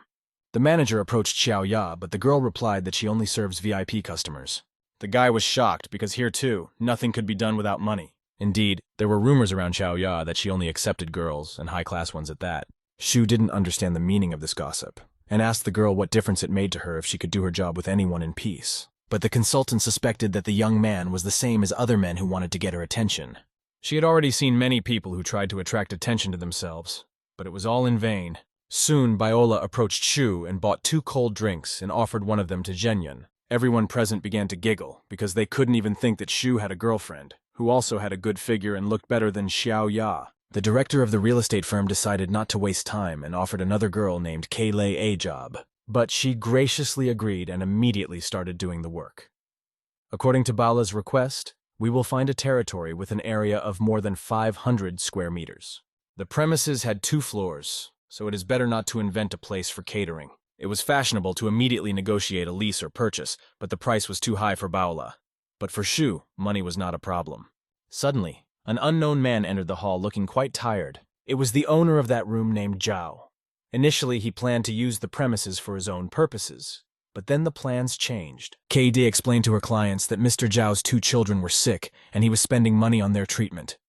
One drug cost almost 10 yuan, and he needed 4 of them. In addition, there were hospital expenses, so it was difficult for the husband. Shu was absorbed by this story, and his expression changed greatly. The guy was already ready to buy the premises, but suddenly, someone else visited them. It was Xiao Ya with her client named Peter. He just returned from Great Britain and wanted to rent a large room. The consultant asked Mr. Jiao to look at a potential buyer. However, the man replied that he needed to finish with the first customers first. Xiao Ya began to forgive her husband so that he would listen to her, but Peter decided to solve the matter himself. He approached Baola and, shaking her hand, offered to get to know her a little better. Then he began to shower the girl with compliments about her appearance. He said that her figure and face were incredible and he had never met a girl. Then he decided to extend his hand to her a second time in an attempt to kiss her fragile hand. But the girl was against it, so in order not to create an awkward situation, she decided to just smile. Baola did not understand why, when she smiled at him, he was not happy with such an answer. Then Xiao Ya said bluntly that Mr. Peter wanted to give the girl his kiss, but she was ill-mannered and did not understand it. Then Shu intervened in the conversation and said that according to ethics, it is forbidden for busy girls to kiss other men's hands, because this is what shows them as rude and ignorant. But Mr. Peter didn't care about this remark, and his main goal was the room. So he asked Baola if she wanted to buy it, because he also liked it, and he did not have time or desire to look at other places. Baola tried to gently hint that they had already chosen the place and had to negotiate the rent. But in this case, the man was ready to take that place, as he did not want to compete with a wonderful girl. This sounded strange to Shu, because he got the impression that Peter had not heard about the queue.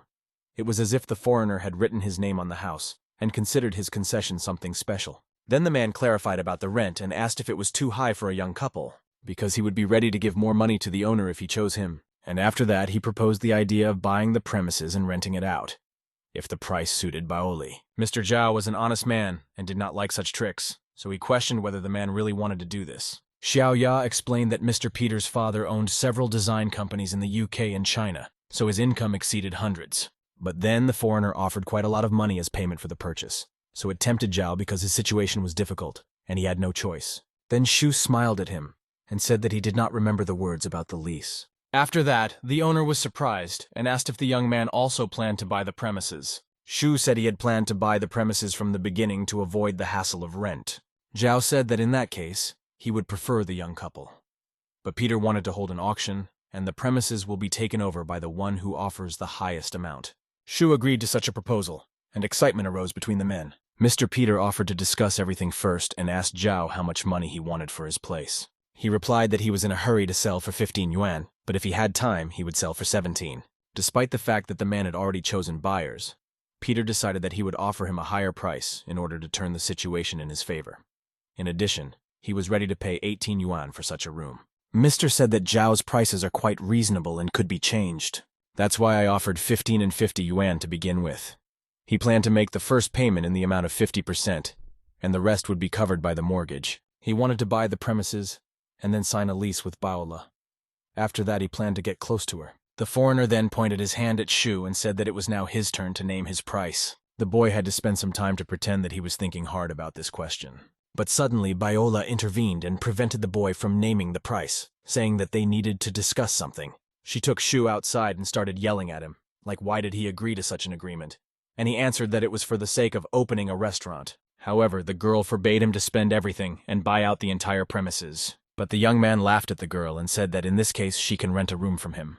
And then he pointed out to Baoli why she still didn't understand what that foreigner was up to. Shu said that the whole place wouldn't go under the restaurant. Besides, he would like to rub the nose of that scoundrel. That's why he proposed to push and reject his competitor. They then returned together, and Shu apologized for the wait, saying they needed to discuss the next steps after the purchase. The couple stood confidently, but Mr. Peter had several questions in the fear that he would not win. However, despite his excitement, he tried to behave with dignity so as not to fall in the eyes of the beautiful girl. He straightened his tie and asked with a smile how much the couple was willing to pay for the room. The guy emphasized how good the room was, and the location was perfect for them, so he is willing to give 100 yuan. Everyone was shocked by such a number, and Mr. Jiao could not even realize that he would receive so much money.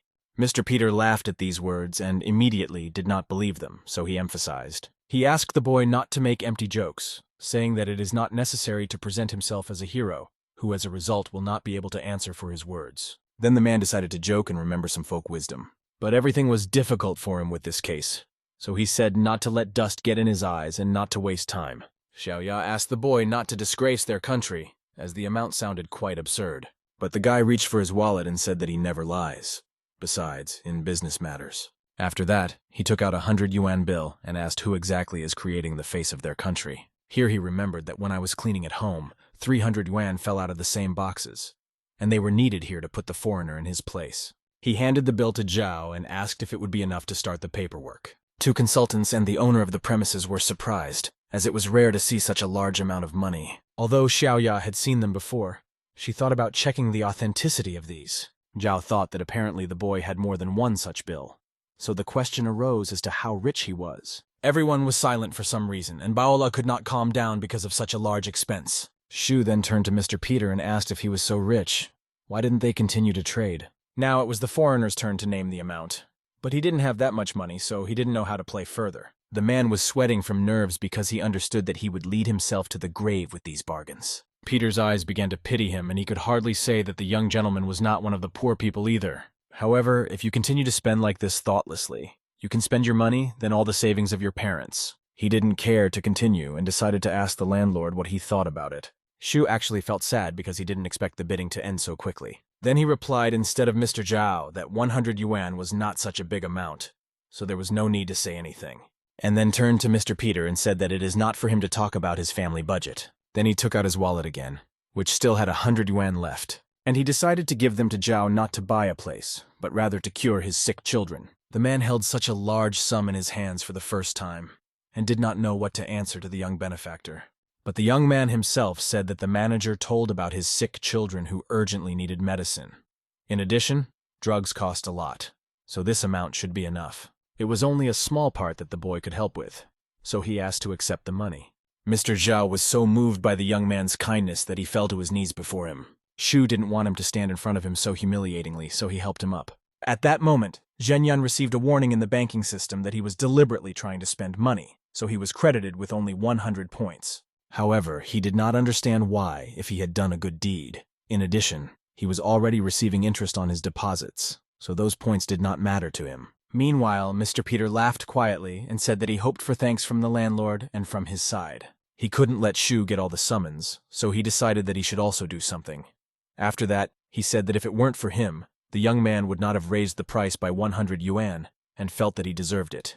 Chen Yang looked at him with a sad look. He didn't expect a foreigner to stoop so low for money, and immediately asked how Peter was connected with his expenses. The guy said that there is no need to present himself as a hero, because in reality, a man would not have done a similar act on his own. Then Peter thought that even his family could not afford to spend 100 yuan just like that. Therefore, decide not to contact Zhenyun again. He immediately ran out of the real estate office so as not to embarrass himself. In the meantime, Shu turned to Kaylee and asked if the girl would help with the paperwork, since he had already paid the fee. While the manager was busy with the paperwork, Jiao still continued to thank the boy for his generosity. After shopping, Shu and Baola were walking home, and the girl asked him how much the rent would cost her. The guy asked her what amount she considered appropriate and would be able to pay. But then the young man said that it was a joke, and that he would use the money he received from the feng shui lessons. Then Baola started pestering him and telling him to stop lying to her, and just as he wanted to tell his friend another false story, his gaze fell in another direction. An elegant woman with long red hair was walking on the other side of the street. After what he saw, the boy's mood immediately changed, and he was not happy about this meeting. Shu stared at the stranger so much that he didn't even notice Baola bumping into him by accident. The girl coughed and asked the boy what caused his strange behavior. He suddenly started to get angry and like a wolf showing his sharp teeth. It was all because of that red-haired lady. Suddenly he seemed to snap, threw Baola down, and said that he had unfinished business, so he had to run. He quietly followed the woman and could not believe where she had come from, since he was sure that she was dead. So as he followed her down every cobbled alleyway, he still thought it was hallucination. Finally, he decided to act, and getting closer to the lady, ordered her to stop. The boy's eyes welled up with tears, since this woman was his own mother. But as soon as she saw her son, she immediately gained incredible speed and started running in the other direction. She was quite fast, and Shu couldn't catch up with her despite adding 1,600 points to his strength. However, without losing hope, he still rushed to catch up with her and find out the whole truth. He could not understand why she was running away from her own son. As a result, their pursuit ended with the fact that they reached a dead end and there was nowhere to run. The woman stopped in front of the wall, and Shu, who was keeping a distance, ordered her to turn to face him. But she also did not want to give up. So in a matter of seconds, she managed to leave this place by jumping from one wall to another. Zhenyang didn't expect that his mother's body was capable of such tricks that he himself couldn't do. He had no choice, so the boy stood in despair and looked up at the sky. Shu saw a CCTV camera on one of the houses and decided to take a chance. He came to the guards, and after receiving a considerable sum of money, said that he needed the records. The security guard, seeing the good payment without further ado, began to make a copy of the records. After the boy got the thing he needed, the man wished him good luck and saw him off. However, the guard himself had to go against the law, and few could resist the money. As soon as Shu left his room, he reached for the phone. He called someone and said that Zhenyang was coming, about whom the order had come to pay attention to the boy. He immediately sent a copy of the material that Shu requested. These pictures were viewed on the TV of the Jiao family, which still longed for revenge on the young man. Then Salman said that the boy had recently been seen near their hotel. Her subordinates contacted her and said that Shu had taken the surveillance footage. The head of the family, Zhao Huashan, asked the girl if she knew the lady in the video. As it turned out, recently the young lady was interested in a secret organization and had some information about that person. Xiaoman suspected that this woman was one of the clever defenders. Then the girl handed the folder with documents to her father. Defenders is an ancient organization that acted as private security guards. However, the identity of that particular woman has not yet been established. Besides, there wasn't much information about Xiao Zhenyang either. Xiaoman then said that he might be under someone's protection, in which case it would be difficult to kill him. Zhao Yiming saw nothing complicated and immediately offered to connect their family ties. However, even in such a case, they had to act carefully so as not to cause trouble. So they decided to summon someone against Shu so that someone else would deal with him. Then the father ordered that their family feuds should not go public, which could damage their reputation. In addition, then the same defenders, whom even the police could not catch, could turn against them. And if Shu Zhenyang was one of them, it would be very valuable information for other corporations. Then the price for his head would increase. Meanwhile, Shu himself came home and told Baoli that he needed to return to his hometown temporarily. The girl was worried about whether the guy was really serious about doing business together. However, he said that if something happened, he could be replaced by Hao Hai.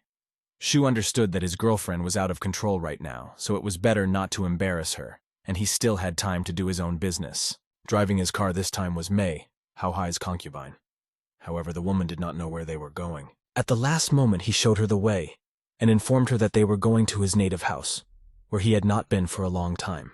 This place was ideal for tourists, and the settlement there had a good development. But in any case, the young man came there for his mother's sake, so he did not plan to stay long. Suddenly, a barrier appeared at the entrance to the small town, which had not been there before. An old lady was standing next to him who said that now the fare is paid and costs 5 li. Shu paid the money without question and realized how easy it was to breed tourists in order to make money from them. But in the future, Zhen Yang wanted to put the locals in their place, and Mei herself said that this action is not entirely legal. Shu asked her not to pay attention, as they were mistaken for tourists, so they decided to extort money. He had to deal with his own affairs first, and then with others. Suddenly their car was stopped and a woman was standing opposite, behind whom were armed men. Mei didn't know what to do, and Shu laughed, saying that the locals thought he had a big wallet. Then he ordered the girl to turn off the engine and went out himself to deal with the local mafia. The young man got out of the car and was immediately approached by a woman who asked if he wanted to drive further. She emphasized that the road now cost money, namely 8 li. Then the boy asked if he had said somewhere that he was going to travel.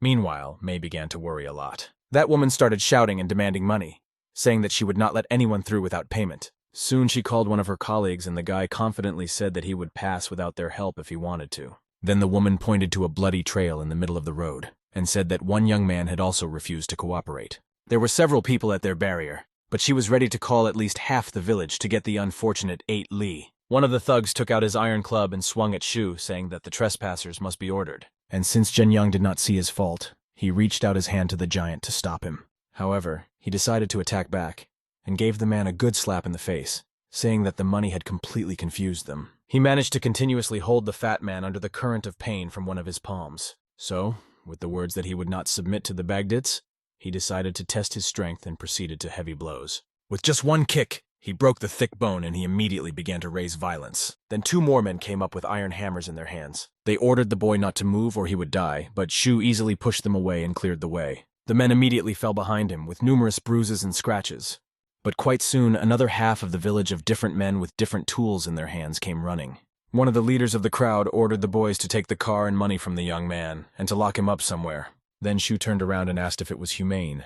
But in a matter of minutes, Zhen Yan managed to deal with everyone who even looked at him with bad intent. Meanwhile, in the car, Mei began to worry and decided that the best solution would be to call Mr. Chen. However, Shu himself soon returned to the car safe and sound and told to drive on. He reassured the girl by saying that he had only broken a few bones, so all the injured would soon recover. Meanwhile, that woman could not calm down and said that she would only let her pass through her corpse. But Mr. Shu ordered the girl to drive on and not pay attention to the mad woman. Since she was standing right in front of the car, Mei had to run over a person to pass. Suddenly, a car wheel ran over the woman's leg and she felt terrible pain. She started screaming in pain and worried that now she could really be crushed. But this did not stop Shu. He understood that he had done too many bad things in one day, but he had no choice how to go quickly. However, they did not manage to go for long, as another crowd of men was waiting a few meters away. Their leader ordered the men to surround the car and get the boy out of there to prevent him from escaping. And when Shu asked what they wanted from him, he heard that it was necessary to pay for beautiful landscapes and not to object to local residents. Then they began to demand from Zhen Yang the unfortunate one, Mao, who could block this case. Otherwise, the police would be called. But the young man did not want to give up so easily and said that these people would not receive a penny from him. So he promised that he would first cripple everyone and then sue him for illegal extortion. Shu was indeed ready for another fight, so he told them to take the first step in his direction. It was the first time the men had seen such a stubborn young man, so they stopped chatting and started fighting. One of them decided to use a wooden stick, which he himself received on the head. However, the battle did not last long, as soon an influential man appeared with his company of fighters. He turned to the natives and asked what right they had to command without him. Then one man from the crowd ran to Brother Lee to explain the situation and present himself as a victim. However, that respectable gentleman did not allow them to talk, for which the bald man was beheaded. After that, the gray-haired man approached Shu and conveyed his apologies on behalf of the entire Qi company that had come to his aid. Then Zhen Yang looked at Mei and realized that she was the one who called Qi Yunfei for help. It is clear why Hao Hai sent her on the trip with him. Shu ordered the man to check the local tolls and then collect all the stolen money. He said enough of the residents bickering, let them get down to business. As soon as Zhen Yang drove on, he could only hear the local men begging for forgiveness. Meanwhile, in the car, Mei said with relief that the rescue team had arrived just in time. Shu then complimented the girl on her appearance and said that this could be the reason why they were stopped. The woman asked him to stop joking, and he said he was just trying to change the atmosphere. Soon they approached the gray house, which stood alone and away from everyone. Suddenly Shu's expression changed, as if he remembered one problem. It was about a man who was in the yard of the house. Even Zhenyan felt creepy about him. The man sitting in the courtyard was Shu's brother.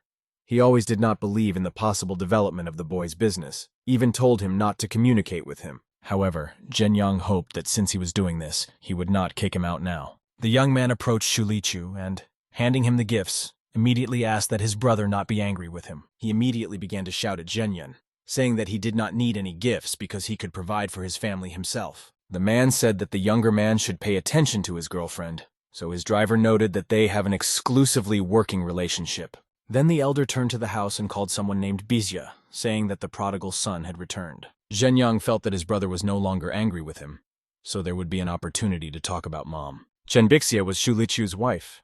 The girl looked cute and even somewhat resembled Baola. She immediately began to worry about the fact that the guy did not warn about his arrival earlier, since she did not have time to clean the house. Bixia thought that Zhenyang had come to the sightseeing to introduce his bride to the family, so she immediately rushed to Mei to invite her home and let the men take care of things. When the brothers were left alone, Likyu asked Zhenyan why he had come this time. Superiority was felt in every word he said. The younger man tried not to pay attention to it and decided to tell something. Immediately getting down to business, the young man said that literally on the same day he met his mother on one of the streets of the city. Litsu's face instantly changed, as knowing about the death of their mother it was difficult to believe it. Zhenyang then said that he even had CCTV footage. However, it was not possible to establish her identity. So being determined, Zhenyang asked his brother if he was hiding anything from him about his parents at the time. He decided to do something and left his brother alone, ordering him to wait. Judging by the expression on Litz's face, the younger man concluded that he still didn't know anything. So he was hoping for at least some hint from his brother, so that a ray of hope would appear in his story with his mother. Then Litsu brought a fragile wedding ring and carefully handed it over to his brother. Zhenyang had never seen her before, and the elder said he had found her in his mother's jewelry box. The boy carefully examined the pattern that was depicted on the gold ring, and it was a sword. Then Litsu told that the cremation of the parents was carried out by a man who called himself a friend of their family. Recalling the details, the boy remembered that he had a scar above his eyebrow. Then Zhenyang realized that he was about to hear another fable, so he remarked how he had seen his mother jump to a height of about 4 or 5 meters. Either ghosts or martial arts masters could do that.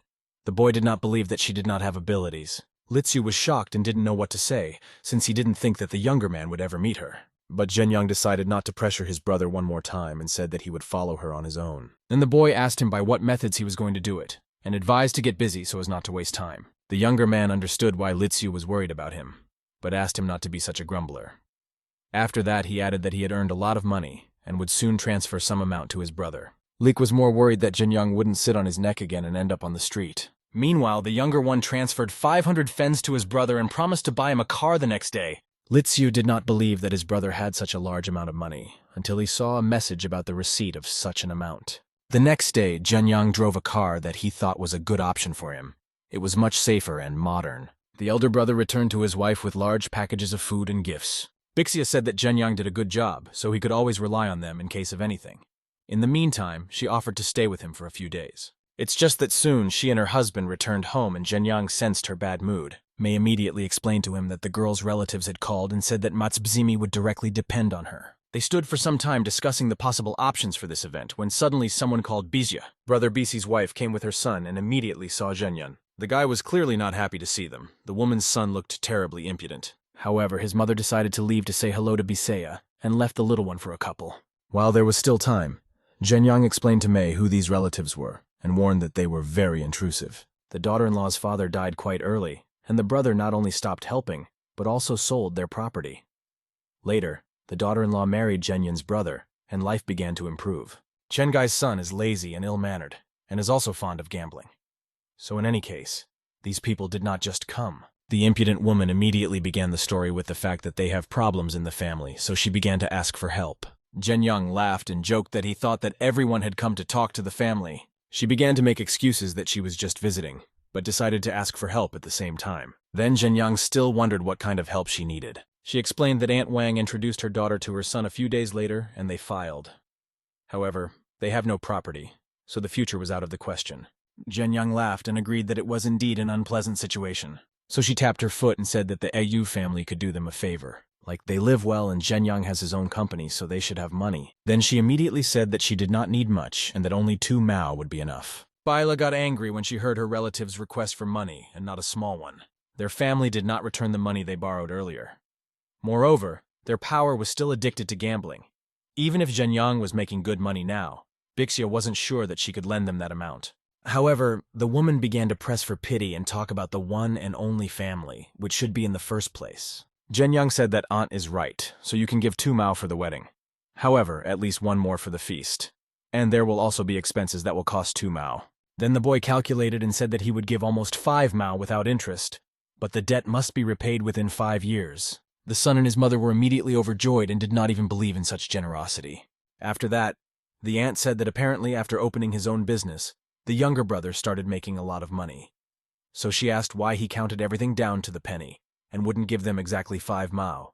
Relatives were jealous that it was easy for the boy to talk about money, because even the chickens did not peck at him. He indicated that all his deposits could not be counted, but other people should not worry about it. Zhenyang understood that they wanted to shake as much money out of him as possible, so he was happy to start this game. Then the aunt asked, if the young man has so much money, then why should he return it later? Then she offered her family as cooperation. For example, her son can be hired as a financial director, because you can rely on close relatives, but not on these. Zhenyang turned to Chen Gai and laughed at him, saying that he couldn't even count to 100. He immediately said that he would learn. In fact, the boy thought that his brother was so rich that he would not notice the disappearance of a couple of yuan if he started working for him. Then he began to pretend that he was very interested in the work and asked Mei to help him in mathematics. The young man understood that if the secretary girl fell into his trap, he would be able to earn a lot of money. He began to brazenly reach out his hands to Mei, but Zhenyang stopped him in time. And the boy immediately said that his surname is Xu and that little boy's surname is Chen, so they are not related in any way. His company's turnover was tens of thousands of yuan a month, and Guy had never even heard of such figures. So such an ignoramus could not take the place of financial director. Then his mother rushed to the child and with tears in her eyes asked how bad her son really was. But then she started to get angry with Zhenyan and said, if he has so much money, why shouldn't he forgive their debt? The boy thought and said with a smile that now he will not give this money, as that family does not deserve it. Little Guy wanted to rush at Shu to settle the matter with his fists, but his aunt stopped him. Zhenyang told the family to leave this house as soon as possible, and if they made such a request again, he would personally break all their bones. The impudent aunt looked at him with an angry look and said that the young man had made his choice. She quickly left the house and said that she would see how the boy sang next time. But the show did not end there, because as soon as the woman went out into the yard, she began to complain that she was being abused and was begging for help. For example, a bad relative does not lend money to his family and threatens death. An old man passing by had completely forgotten who was raising Zhenyan, and the boy himself ordered that the aunt finish this performance, because if he forgives her for something like that, he will no longer be able to call her by his name. Soon, a crowd of local residents gathered near their house, who came to shout. People quickly realized that it was all because of Wu Li, who once again came to ask for money. It was clear to everyone that the woman had learned about Shu's younger son's enrichment, and that was why she had come. Suddenly, a car drove up to the house, and Zhao's head got out. There were rumors that he was looking for the Shu brothers, but no one knew why. The man approached Zhenyan and shook his hand, greeting him in his homeland. He was glad that such an important businessman did not forget his native lands. Wu Li intervened in the conversation and said that there is no entrepreneur in Zhenyang who cannot even lend money to his relatives. Then she turned to the chairman and said that he should defend the interests of his citizens. Bixia could not resist and ordered the woman to calm down. She always gave her money when she asked, but they never returned a penny. However, it was not in Wu Li's interest for the girl to tell the truth, so she pounced on her like a wild animal. But Zhenyang was much more agile and with one movement seemed to roll the woman into the ground. She lay motionless, and the boy asked if she was sometimes afraid that they would tell the whole truth. Soon Chen Hai also ran up, holding a healthy stone in his hands and wanting to avenge his mother. However, he didn't know how strong Zhenyang was, so rushing towards him was a mistake. Soon he was just as motionless lying next to his mother, trying to regain consciousness. When those two couldn't stop Bisa from telling, Shu Jr. gave her the floor. There was dead silence around, so now everyone was afraid to kill the girl. Bixia said that the boy agreed to lend money to his aunt, but she did not have enough and she offered her son as the financial director. However, it was clear to everyone that he would not be able to handle such a difficult job, and after Bisi's father died, Wu Li left more than 10 acres of land to her family. It was necessary for the girl to marry Lixia, so the woman began to demand money from Zhenyan. She did a lot of bad things, but she didn't do anything useful for the family. Then Shu Sr. came out and tried to calm his wife down. Jianyang apologized to Jiao for having to see this, but since the man had come, the boy wanted to discuss something. Lotus County was Shu's home where he was born. However, unfortunately, many places required repairs, which were not always financed, not to mention schools, hospitals, and normal roads. So Jianyang said that he and his brother would like to set aside 100 yuan so that the money would be considered as aid. At first, rumors reached Jiao that someone had dealt with the closed roads, but no one could have guessed that it was Chu Jr. who had tried. The financial assistance was unexpected, but the man promised to send the money in the right direction. The entire amount was to be spent on repairs, and the accounts would be opened. The crowd of residents immediately raised a clamor to thank their countryman. Meanwhile, Wu Li was able to get up and tried to help her bastard son. The boy's face was bruised, and he was eager to get all the money from Jianyang and Mei, who came with him. Mr. Jiao had one question for Jianyang, so when the two of them were alone, they could finally talk. Suddenly, Mei came into the room and said that Sister Bizia was calling them for dinner. But unexpectedly, men burst into the room wanting to wish Shu the younger. They were summoned by Chen Gai, who was trying to somehow take revenge and decided to use other people. Chen Gai brought along Brother Hu, who also took a crowd of boys with him. The little scumbag pointed at Jianyang and said that he owns a large company and refuses to lend money himself. Then he added that Shu had recently given 100 yuan to Mr. Jiao, so he should still be carrying money. Soon Litsu heard screams in the next room and immediately understood that someone was trying to insult his brother. Bixia went with him and saw Chen Gai there, not understanding how he had the courage to come to their house once again. Hu turned to the boy and asked where the other people had come from, because at first they had agreed to teach a lesson only to Jianyang. The man understood that if they did something, then no one would help them with the criminal case. But Chen Gai was not going to wait for the help of others and dared to take up arms himself. He wanted to kill the whole family and bury them so that no one would find out. So he rushed at the Shu brothers. However, Jianyang was much more agile than him and was able to grab the boy's hand without any unnecessary movement, stopping him. He noticed from the beginning how scary the scumbag was to go to his family's house. And then Shu remembered what he had said before. If Guy comes to this place even once more, he will suffer greatly. So, keeping his promise, the boy began to beat the boy, thereby breaking his bones. Pokidoc screamed in pain, but he himself should have remembered the words of warning. The men who came with Gaius did not interfere in the fight, because he was hurting them with one look. When the boy received the third blow, not only his male organs were affected, but also his legs.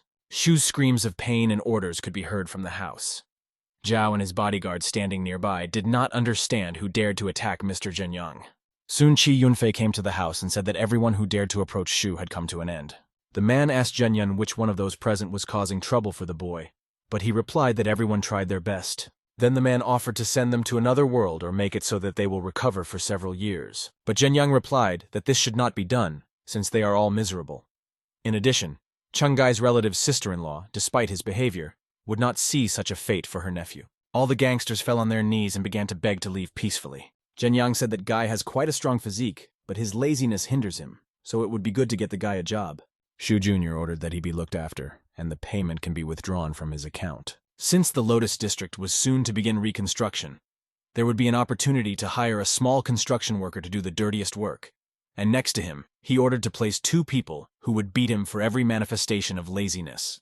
The mother would do the same if he smokes, gambles, or uses the phone. He was allowed to pick up the phone for no more than 30 minutes a day. And after the end of this construction, 10 years later, Jianyang promised to employ him in a similar job. In any case, he had enough money to look after Guy and give him a hellish life. But Yunfei was worried about what he should do with the other bandits who came against him, and their boyfriend ordered to send them to re-education. But if nothing comes of it, then get rid of them. Men immediately began to promise that they would change completely in order to save their lives. Jianyang didn't want to listen to them anymore, and ordered everyone to leave while he said goodbye to his family. So finally everything was resolved, and the young couple Litsu and Bisa could live in peace and with money. The young man nevertheless decided to stay for a few days, and then on the way to the city, he thought about how well he had tried for this rest. But after returning, the boy wanted to ask Chen Haohai if he could hire a secretary for a permanent job. She was glad that she managed to win the boy's trust, and if it turns out to work even better in the future, then the girl would achieve great success. The road was clear and Mei had time to think, but unexpectedly a motorcycle appeared in front of her. The man in the transport could not control the speed and fell right in the middle of the road. Zhenya's car was able to stop in time to avoid running over the already injured man. Shu Jr. looked at him and realized that he was a legendary racer nicknamed the Wandering Fire. As soon as he lifted the man to his own car, the boy went to the hospital. A protocol was drawn up there to rule out that the incident happened because of other drivers. Jen Young tried to calm the secretary down, because luckily the wandering fire broke his leg and will be able to recover soon. May then asked the policeman if she could meet with the victim. Then Jen Young intervened and said that they were very worried about his condition. The girl was happy when she heard what Mr. Shu said about himself and her together. Soon the victim's parents appeared, to whom Shu offered moral compensation. However, the old men were sure that the young driver had hit her son and were ready to kill her. Then a policeman intervened and told them to end the quarrel, since no one offered them money. However, the boy's father pointed at May and said that she was the one who beat their son, so they will not only need money but also go to court. May was terribly frightened by the threats she heard, but Shu was nearby, so he could protect her. The boy said that he originally planned to pay all the medical expenses if the parents pleaded not guilty, but now he was not going to do that. The man exclaimed that his son had a broken leg and asked, "Why don't they pay the medical bill?" The woman lying on the floor said that the police now refuse to help their citizens. The policeman asked about the money and said that it seemed to him that they should pay. Moreover, the responsibility lies with their son. He drove a vehicle without a license and did not follow traffic rules. Careless driving is already a crime. The father began to shout that he didn't care about it. He hit his son and must be held accountable for it. In any case, the culprit of the accident is the driver of the car. The boy could not understand what kind of arguments these were. The woman screamed that her son almost died, and here they were still arguing with them. And if the number of victims increases, there will still be nothing for these guys. The policeman did not let up and asked who else was injured. Their son ran out to the intersection on his own. What if he ruins other cars or they themselves will pay for it? Do they know how much because of people like this their son is now in the hospital or even died? Do they want compensation? If so, let the other victims be paid first. The policeman added that he was done with them, and the guys could go. The boy thanked him and headed towards the exit with his girlfriend. The guy in uniform asked if they knew where their son was this morning and why then they looked after him so poorly. It is obvious that they did not want to bear responsibility themselves, so they put their son in the hospital in order to make him look like a victim. The girl stood with a very thoughtful look, lowering her head down and staring at one point. The boy approached her from behind and put his hand on her shoulder and said that everything had been resolved and she had nothing to worry about. But the girl explained that when you encounter something like this, your mood simply cannot help but deteriorate. The guy replied that they had a lot of time. He suggested that the girl eat and then stay at a hotel because she needed to rest. When they entered the hotel, the boy thought that he was just going to spend the night. They entered the room and he couldn't understand what else it was. It was just a gorgeous, very bright room. The hotel administrator changed and said that single rooms were occupied for today and asked if a double room would be available. He decided that they must have misunderstood everything and became a little embarrassed. The girl told Mr. Shu that he could sleep on the bed, but she could sleep on the sofa. The boy asked her not to worry because he would be fine on the couch himself. She can rest, but tomorrow she has a long way to go. The girl asked if she could take a shower. The boy blushed a little while listening to her. His eyes widened and he turned on his side. Turning over, he told the girl that of course she could go to the shower. The water was very hot and gentle. While she was bathing, Shu was thinking about his own things. He thought she was very naive.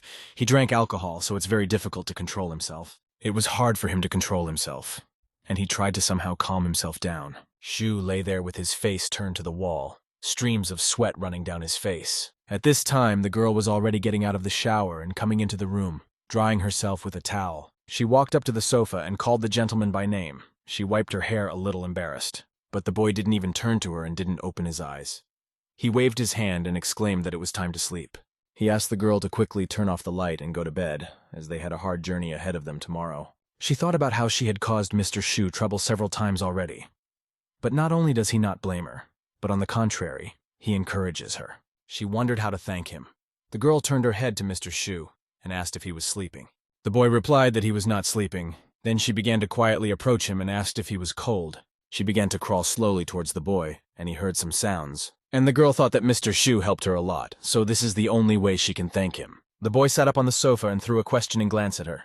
He asked what was wrong with her. Then the girl began to crawl up to him. He decided that she was playing some kind of game. She had already approached Mr. Shu and began to stretch out both hands to him. And then the hearts scattered around, rising to the very sky. It was just perfect for the two of them. Taking a breath, the girl asked Mr. Shu if he was still cold. The boy replied that he had already warmed up very well. And then the next day came.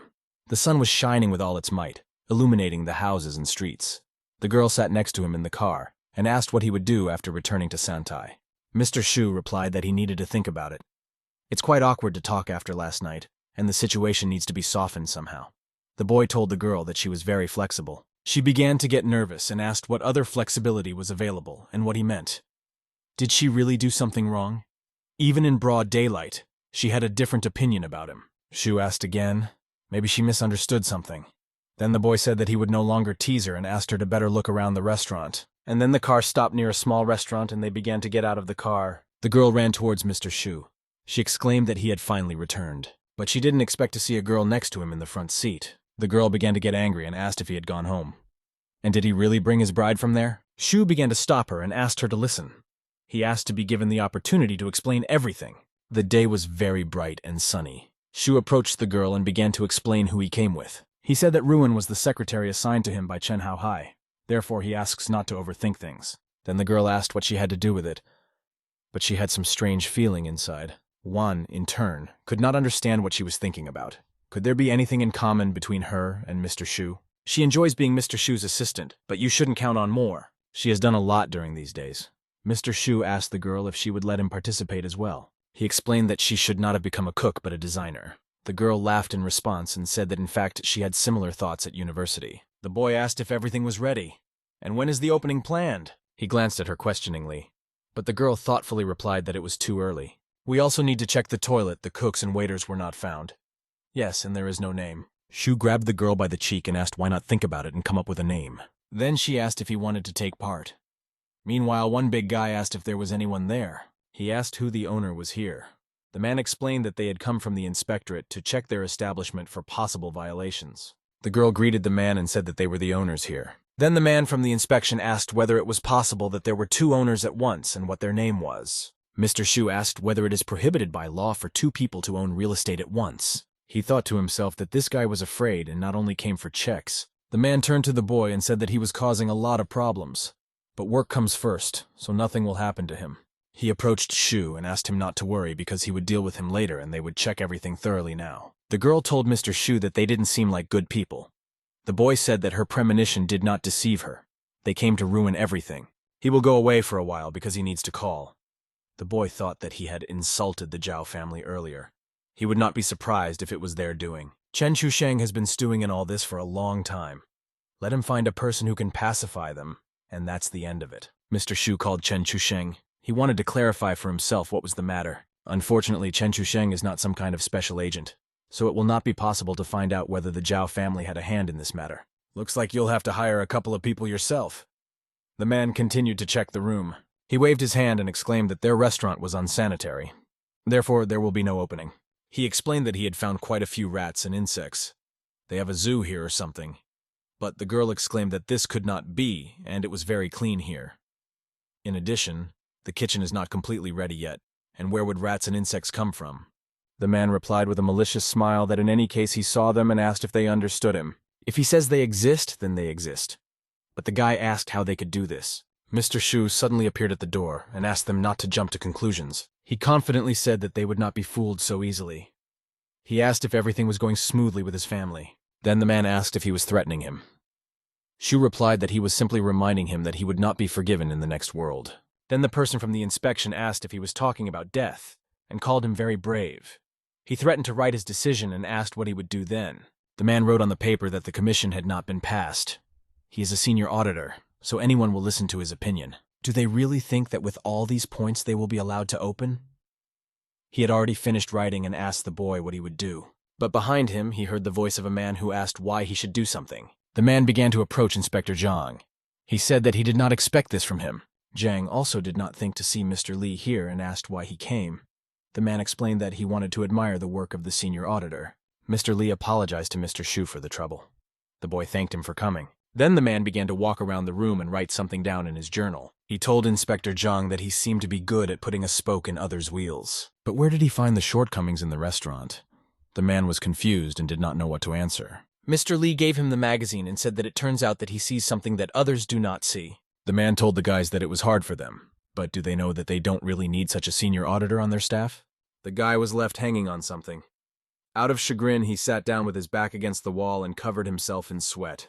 Shu told Mr. Li that he was being too lenient with his employee. He thought to himself that this guy needed to be punished. He's not that soft-hearted. The boy explained to Mr. Li that the inspector had threatened him and demanded a bribe. He said that the family behind him would kill him and he asked to investigate.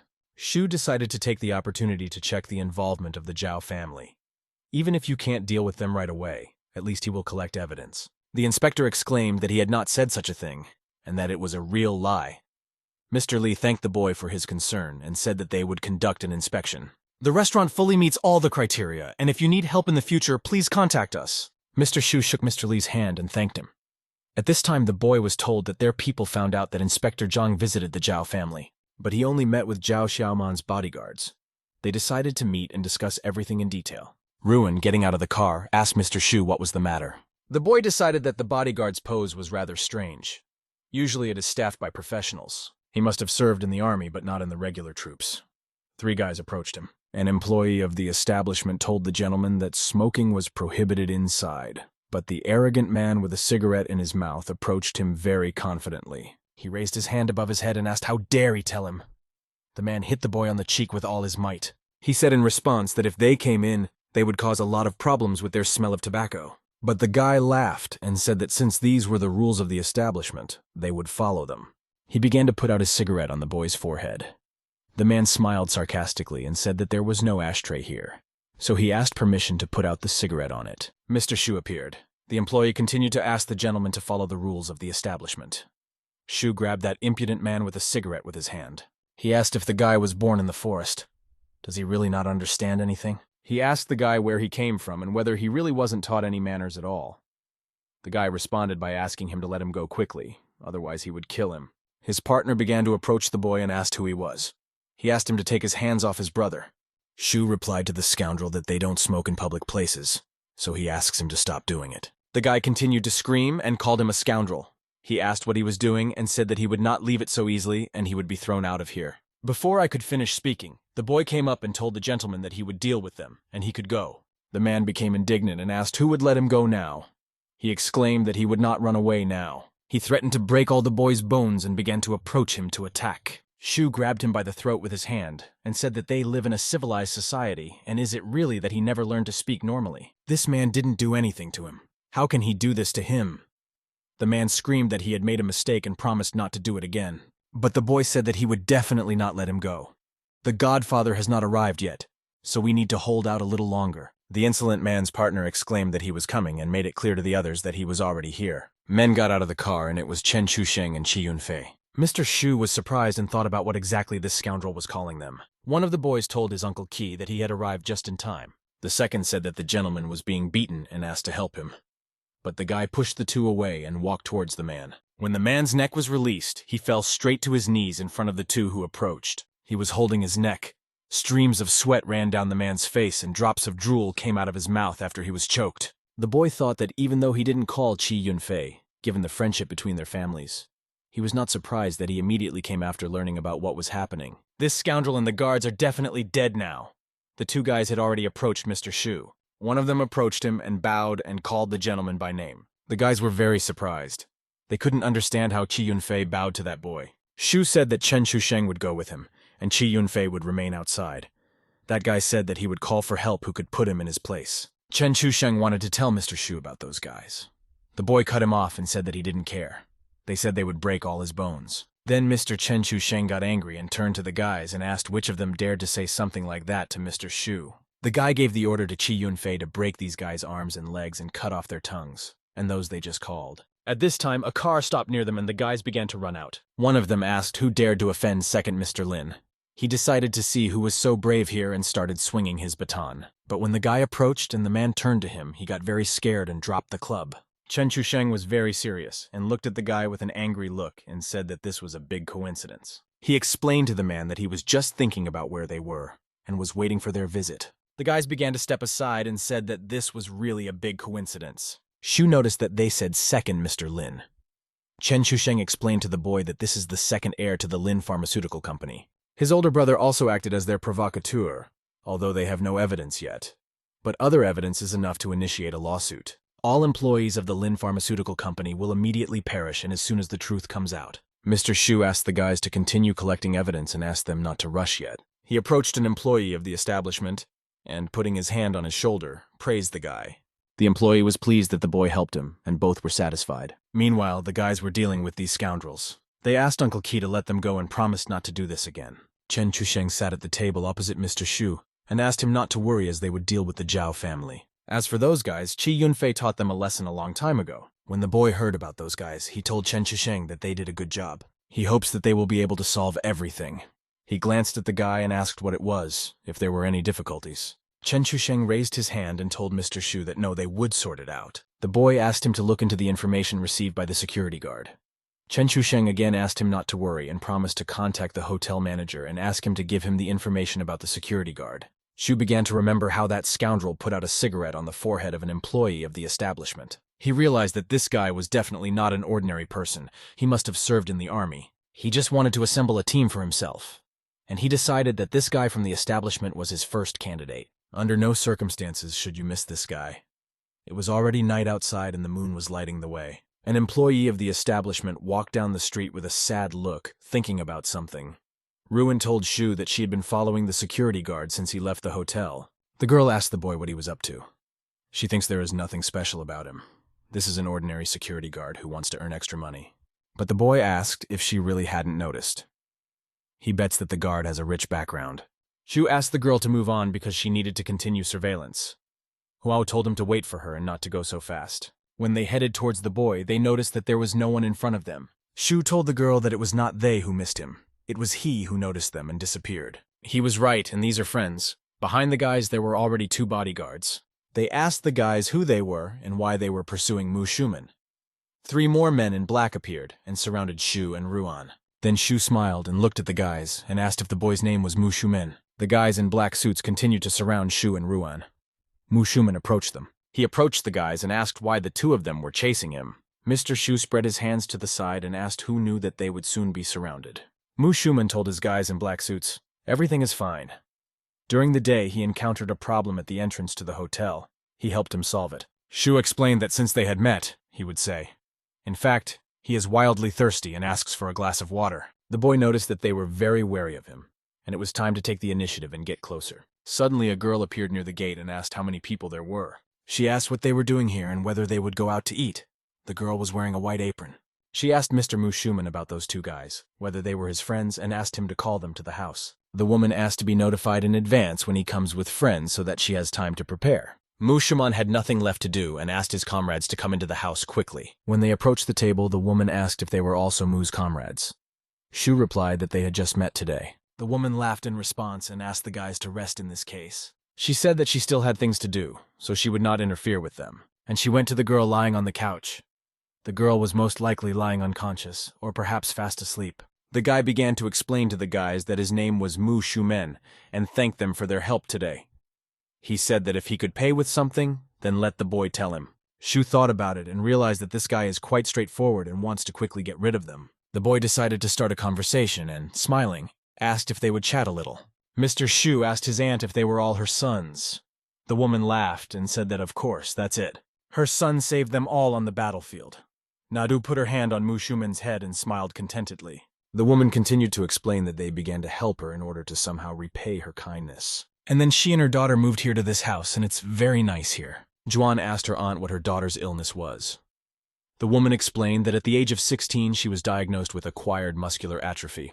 Mr. Shu replied to Auntie that he could help her with her medicine. The boy thought to himself that Brother Jiao, who sold him the premises, also had a similar situation. His daughter suffered from this disease, so he was ready to do anything. And this girl generally lives in terrible conditions. He really wanted to help her. Shu told the guys that if they don't mind, then he can help them since he and Mu Shuman have become friends. The guy was very surprised and asked if he was telling the truth. Auntie suddenly became angry and looked at Shu menacingly. She waved her hand at the door and exclaimed that it was great that he had money, but she doesn't want her son to be friends with him because of money. The woman began to kick them out and said that she did not want to accept handouts and they would handle everything themselves. She approached her son and asked Mu Shuman to quickly see the guests off. The boy lowered his head down and told his aunt that he understood what she was thinking about. But has she ever thought that children could be provided with better conditions? Since all of her children are former military men, he doesn't think that they have lost their cruelty. Today, Mu Shumeng was forced to endure humiliation from a drug dealer. Who knows how many people suffered from it? Shu wanted to deal with him and his company, but without Mu Shumen, his people would not succeed. The boy said that he could not only help her daughter recover, but also channel Mu Shumen's power in the right direction. Mr. Shu said that was all, but he will hope that they will think it over. The boy began to head towards the door, but suddenly Mu Shuman began to stop him. He said that if the boy could really help his sister, then they would trust him with their lives. The mother was very surprised and grabbed her face with her hands. Mu Shuman told his mother that Xiao Meng is their little sister, and they are ready to do anything for her recovery. The guys were very serious and thoughtful. They raised their eyebrows to their noses and glanced at Mr. Shu. The boy told the guys that if they don't want to get stuck here, then they need to agree. The mother began to cry and said, clutching her face with her hands, that she was only pulling them down. The guys began to hug their mother and replied that this was all not true and it was their choice. The boys asked their mother not to worry and promised to take care of themselves. The bell rang and the woman asked to call an ambulance to their gate. It was light outside and the sky was blue. The sun illuminated the houses and streets of the city. Ruin told Mr. Shu that Xiao Meng was in the hospital. The boy answered the girl on the phone that he understood everything and she could arrange her aunt's house for now. He promised the girl to return in the evening. She asked if she should meet him. Shu replied to Ruin that it was not necessary. He explained to the girl that Baola was waiting for him for dinner. Therefore, he asks her not to come. Shu curled his face into a malicious smile and asked if she wanted to dive into bed with them. He meant just like that time. Juan answered her master that she hated him. Mr. Shu did not expect that he would have several retired special forces under his command. They will be very helpful in his future plans. A detachment from the 32nd Army of the Southwestern District in Special Intelligence. Although he has no idea how everything works there, it's still nice that they obey him. It looks like very soon he will have a personal intelligence department, and then he could learn more about Zhao's mother and family. The boy stopped abruptly and thought why the system always appears so suddenly. The system detected the user forming a group and the market function was opened. Shu thought that the system previously only had a comprehensive performance enhancement function, but now there are finally new features. Apart from reconnaissance, Mu Shuman and his comrades are unlikely to be capable of anything more, so the drugs will be very useful to them. But it is too early to make decisions on this matter. One bottle of the drug costs hundreds of points, and it's good that he accumulated them. But this cheating system always takes away his points, so that it will not be easy to save them. Mu Shuman said that it was said that Xiao Meng had started undergoing treatment. He immediately thanked the boy for this, but he was smart and asked what he needed from them. Shu asked in response what it was, and wasn't he going to follow him, or had he changed his mind?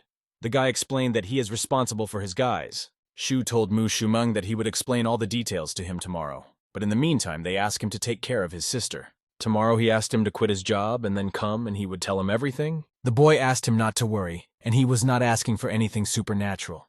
He assured the guy that they could make good money. The mother was looking out the window at that time and she was very alarmed. It was clear that the woman was worried about her sons. In front of us stands the beautiful, spacious house of Xu Zhenyang and Cheng Bao. The girl was sitting at a table with a variety of dishes on it and was thinking about something. She heard the door and glanced towards the boy. Xu Zhenyang appeared in front of her. When the boy opened the door, he asked his sister if she was waiting for him for dinner. The girl exclaimed that no one was waiting for him, and he just returned. Baola asked her brother if he had lunch with that busty woman. Xu asked in response which other busty one. She has a name and has jealousy really overcome the girl? Baola said that she was not his girlfriend, and why should she be jealous? In addition, he definitely hired such an assistant for a reason. Suddenly the girl clung to Xu. She blushed and looked the boy in the eyes. Xu was very surprised and also looked back into the girl's eyes. Baola closed her eyes and began to approach the boy. The blush did not leave her face. She clung to his lips, and this was quite unexpected for the boy. After that, she got up and left, heading towards the exit. She clenched her fists and began to run away. The girl exclaimed, blushing even more, that it was time for her to sleep and went to her room. Xu remained sitting at the table and touched his fingers to his lips, thinking about something. The boy decided that they cemented the relationship. Does this mean she can now be legitimately jealous? Baola started screaming and asked who needed him anyway. She doesn't even think about it. The next morning came and it was very sunny and bright. In front of us is the Eagle Scout base. The guys came fully equipped to Mr. Xu. Juan told the boy that the Eagle team had been assembled and they were listening to his instructions. Xu explained to the guys that from today they officially become scouts. Their first mission is to scout out the situation in the Lin and Zhao family. They can make a list of what they will need and then give it to his assistant. They must remember that they must have the best equipment. Xu said that their salary would be 5 fen. He would give bonuses on holidays, and they would have 4 days off a month. The guys were very surprised that there were so many days off, but the boy replied that that was enough. There is 1 yuan here, and they can buy Auntie a home. They will be able to live with her and take care of her. Mu Shumeng thanked Mr. Xu.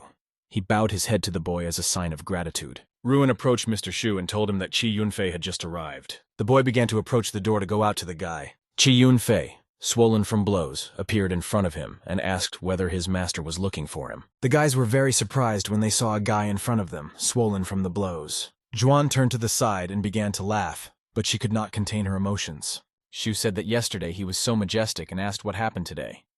Was it really his boss who beat him up? The guy began to explain that he was simply talking with martial arts masters. Shu asked him to tell him more about it.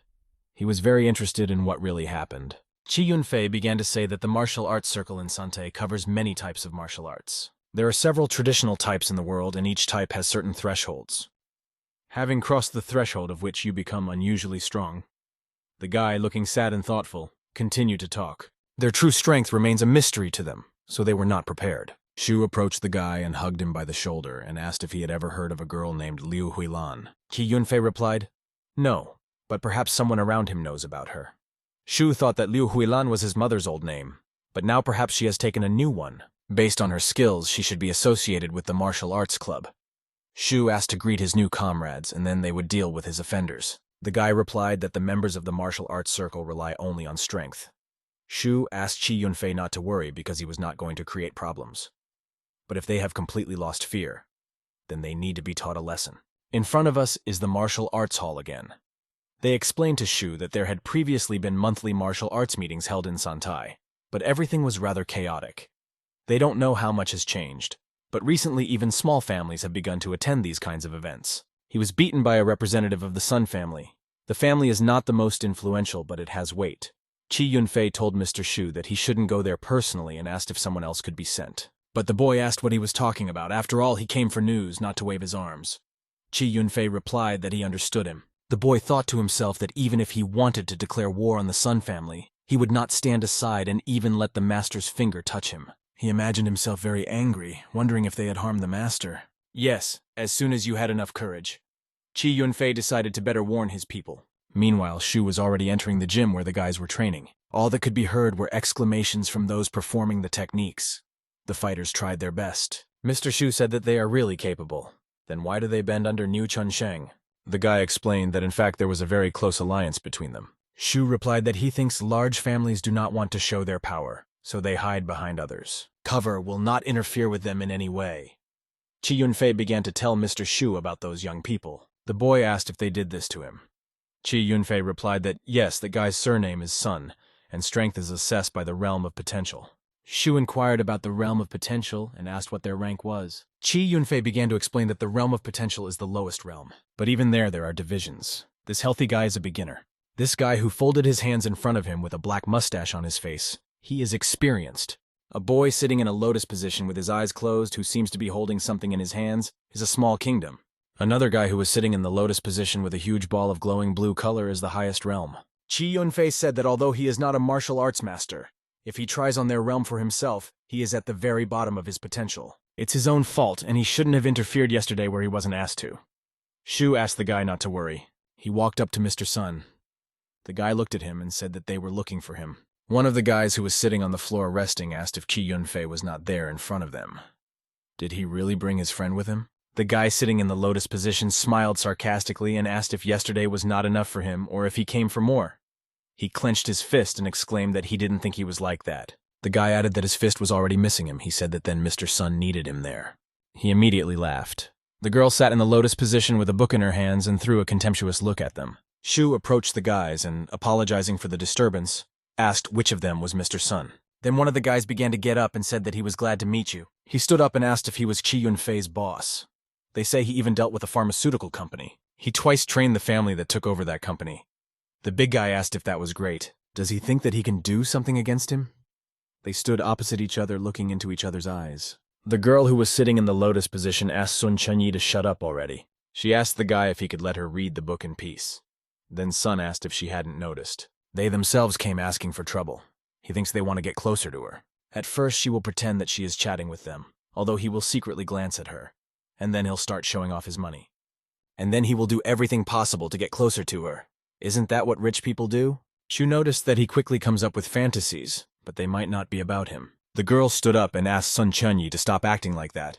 She asked what was wrong with his spirit, and whether he really wanted this man to hate him. She approached Shu and asked what he forgot here. Isn't it time for him to leave?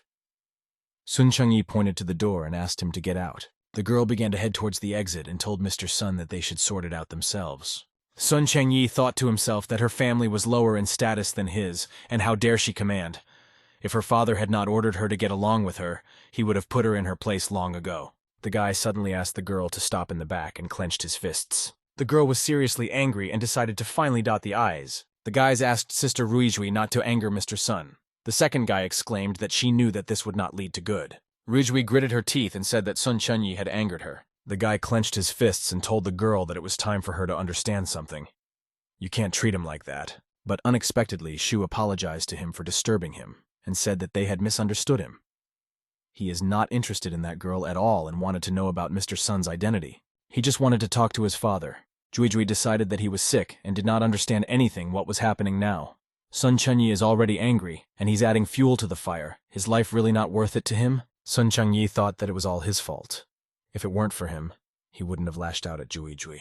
The guy came as close as possible to Shu and angrily asked if he was sure that he was looking for him. Shu looked back into the enemy's eyes. They shone with hatred and revenge. He pointed his fist in his direction and exclaimed that then next time he would look for a way out of the hospital. Ruijui started screaming and asking Sun Chengyi to stop. Qi Yunfei also asked Mr. Shu. The guy thought that it was because of him that Ruijui dared to rebel and clenched his fists as he approached the enemy. Sun Chengyi decided that if he did not pay what he deserved, then how could he continue to come here? Fists flew towards the boy, and the big man's anger knew no bounds. Shu was already preparing to repel the attack and very deftly dodged each of his blows. Only his legs and arms flashed.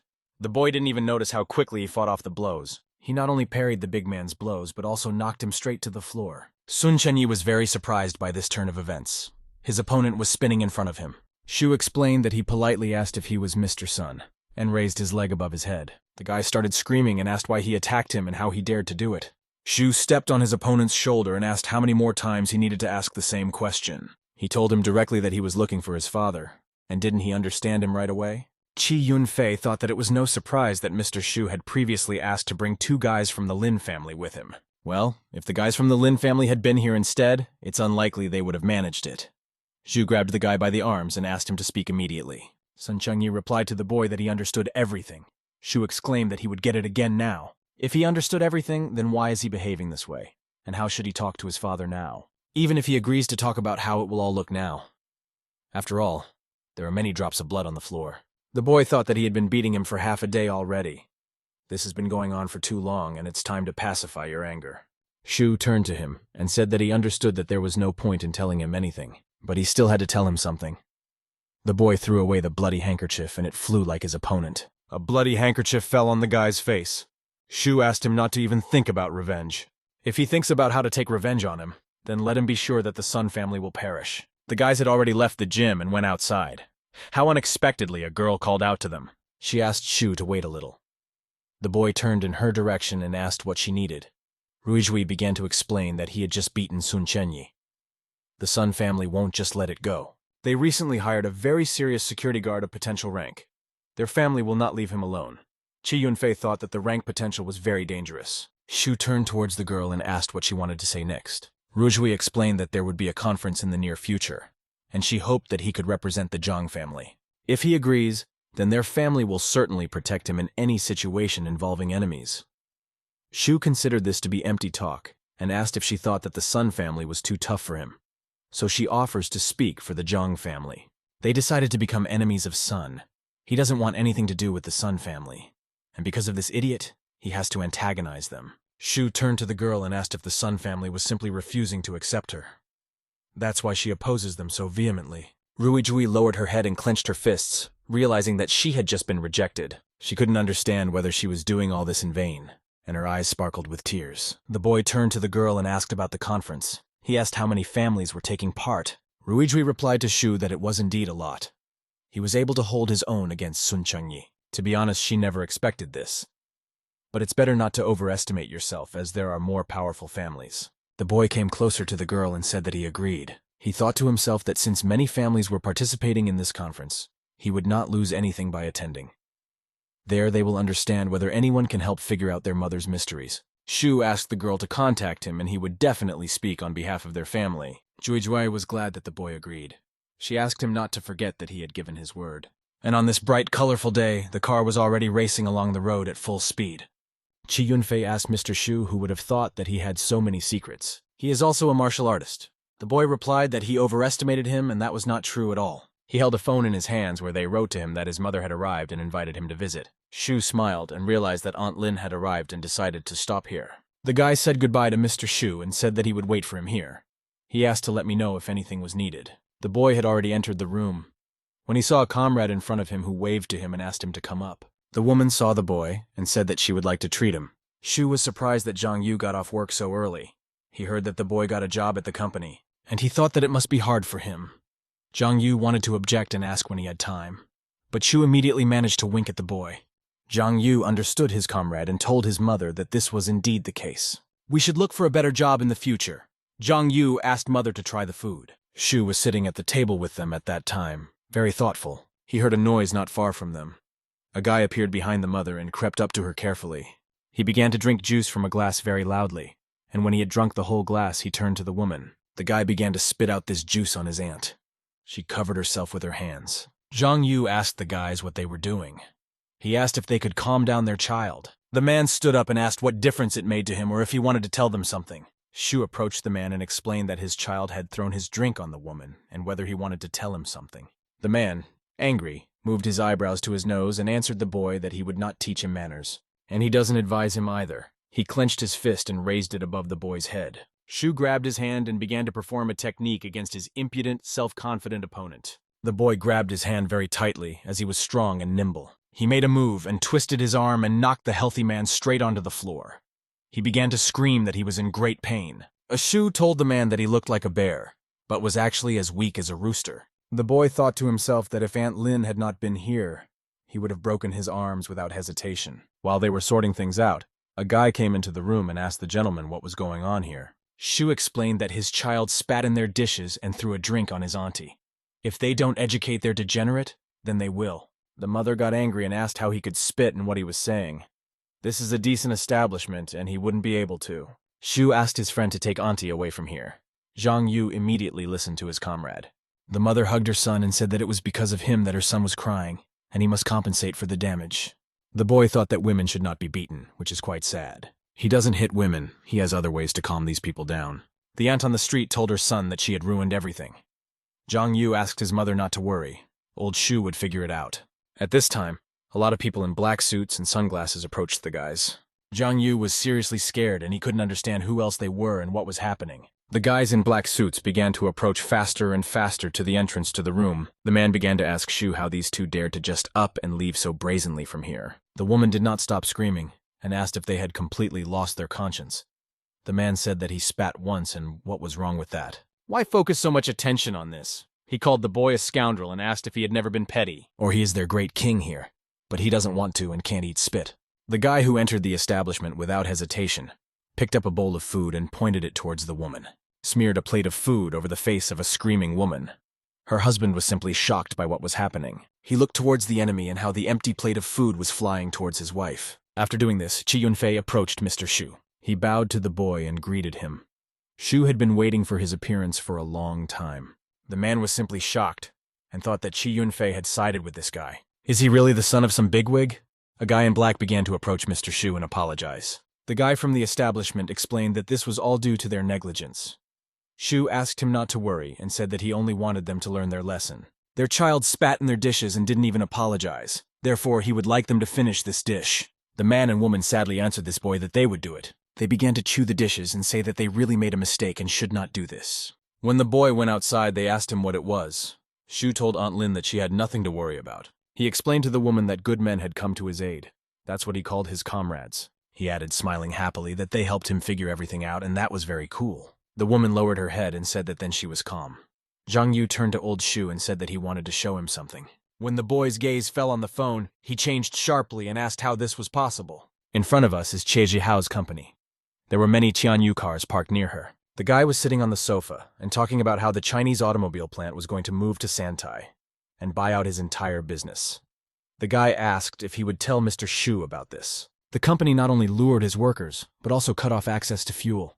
They suppress it in every way. The man grabbed his head with his hands and replied that he thought then Mr. Shu would consider that his abilities were not enough to run this business, and he was scared. Before the men had time to finish speaking, a boy appeared on the threshold and asked why they thought so. The Tianyu company was founded quite recently. The technical level and foundation have not yet been fully strengthened. Is it his fault that a more powerful company wants to absorb him? The guy explained to Mr. Shu that he was very worried, although he said that he would not blame him for anything. Shu went to the guys and asked if they needed his help. He sat down on the sofa and asked how things were going with them. The boy asked me to tell him everything. The man began to explain that a representative from a company from a southern Chinese plant was planning to hold negotiations with them, and they would take place very soon. Shu realized that they did not have the technology to develop engines. He heard that another plant had taken over all their technicians. The man, lowering his head, replied that it was so. He initially planned to rely on them to solve the problem of engine shortages at car dealers, but the South Chinese plant cut off their oxygen. Shu asked what they intended to do next. Che Jihao intends to promote his cars in Santana, but this is contrary to the interests of the South China plant. Well, he doesn't plan to give in to them either. The guy told Mr. Shu that he had previously shelled out his money to develop the business, and they plan to take some from there. Once they find a new engine manufacturer partner, they can get back on their feet. Shu asked if they didn't have enough time for this. The man told Mr. Shu that the secretary had just called and said that a representative from the factory had arrived. The boy replied that they should come in because he wanted to talk to them.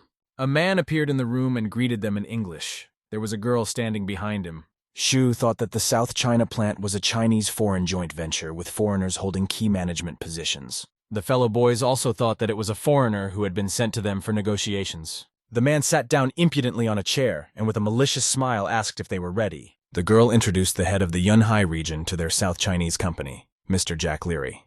She explained that Mr. Jack had decided to give their company a chance, and she hoped that they would accept him. Shu turned his head towards the girl and asked if they really wanted to give them a chance. The girl replied with a smile that they only needed to agree to their terms. The foreigner looked askance at the boy and thought that this seemed to be their leader. The boy asked the girl what about their benefits.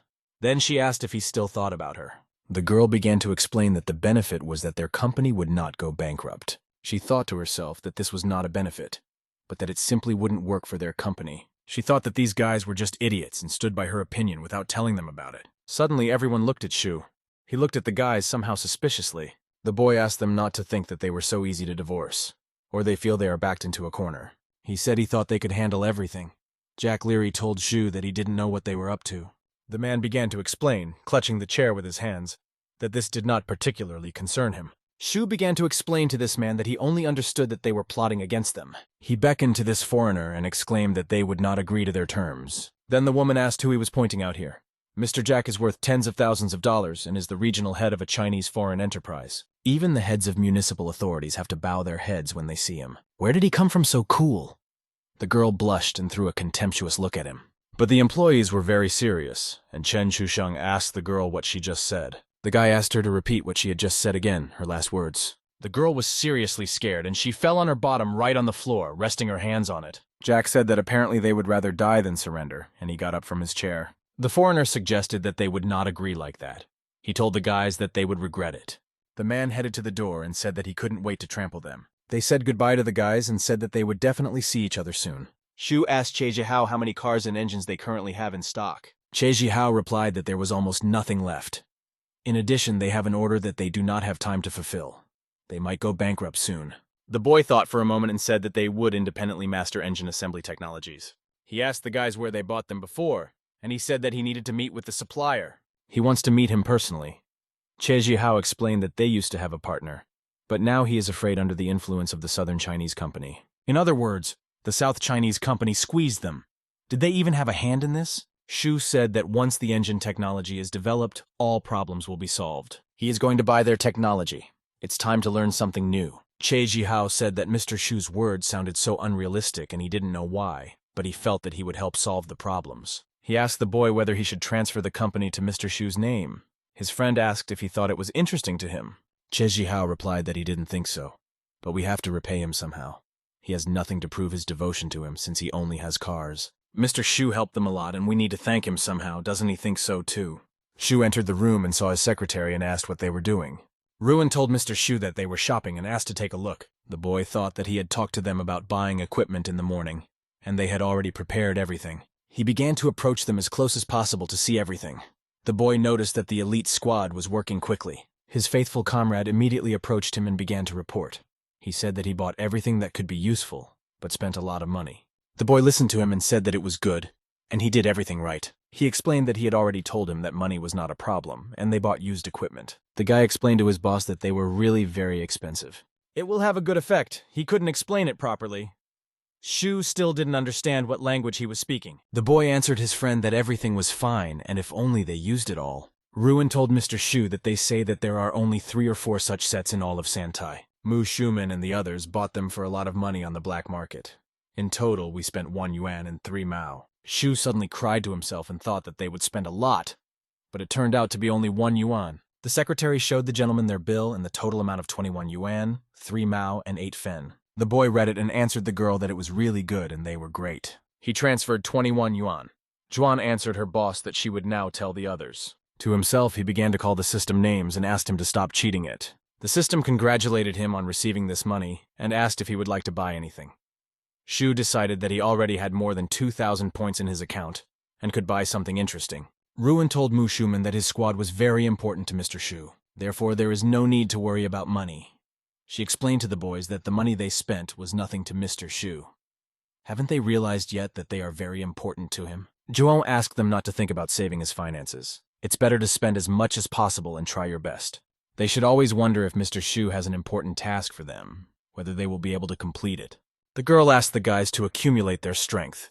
And when Mr. Shu wants to use their powers, then he needs to show them all to the fullest. Shu watched what was happening and decided that this girl had taken some kind of leadership course. She didn't expect Mr. Shu to appear behind her, and when she saw him, she called him by name. The boy approached the girl, and putting his hand on her head, said that she had good abilities. Juan laughed in response and said that it was he who taught her.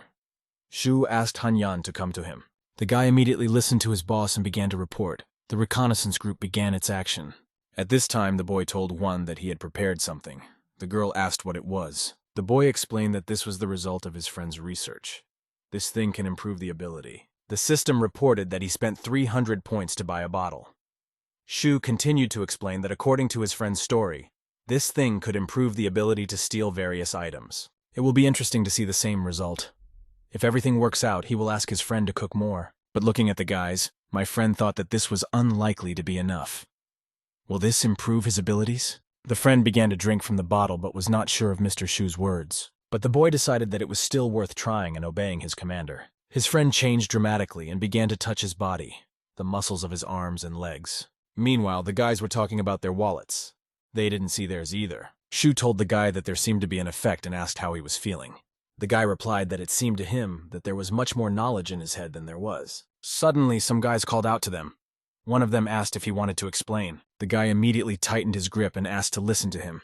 His face became beaded with sweat. Meanwhile, it was a bright, colorful day outside. Blue sunny sky and nothing foreshadowed trouble. The next day we see the Haicheng Hotel. He rose as if to the sky itself. Shu shook hands with the man, Mr. Chen, and was very pleased to meet him. The man laughed and replied that he was mutually pleased.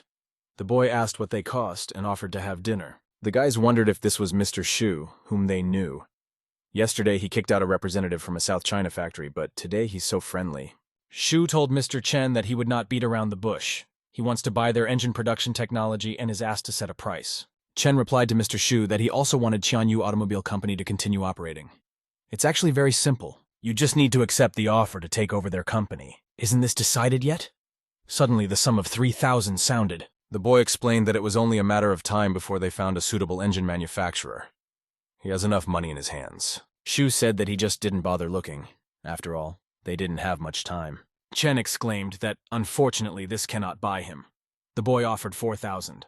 But the man exclaimed that it was all to no avail. Do they really think he never saw the money? He asks to better accept the offer of the South China plant. Otherwise, despite the fact that this amount is twice as high as what the factory offered him, he won't be able to buy it so easily. Before he had time to finish speaking, the boy told him that the price of the engine production technology was the same level as that of their company. This price is 2,500 yuan. The price he pays is enough to show his sincerity and whether he speaks correctly. Chen replied to Mr. Shu that they are their partners, so that's what he thinks. Shu told Mr. Chen that he was very sorry. After all, they could make a fortune. Chen asked if they would add more, and he thought to himself why he didn't add another 2,000.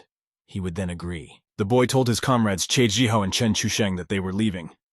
They headed towards the exit together. The guys said that everything turned out as they thought and refused.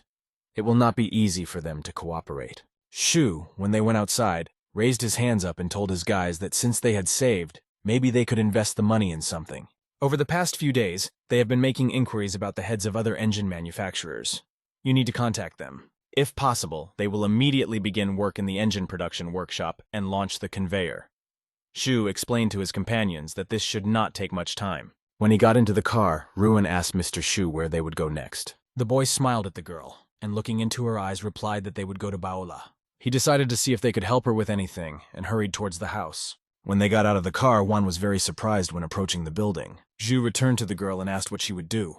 Juan replied that she would only eat salad. The boy was very surprised and said that not only dietary dishes are prepared here. Baola's menu combines Eastern and Western dishes. He began to explain this to his secretary, after which he said that she would now find out everything herself.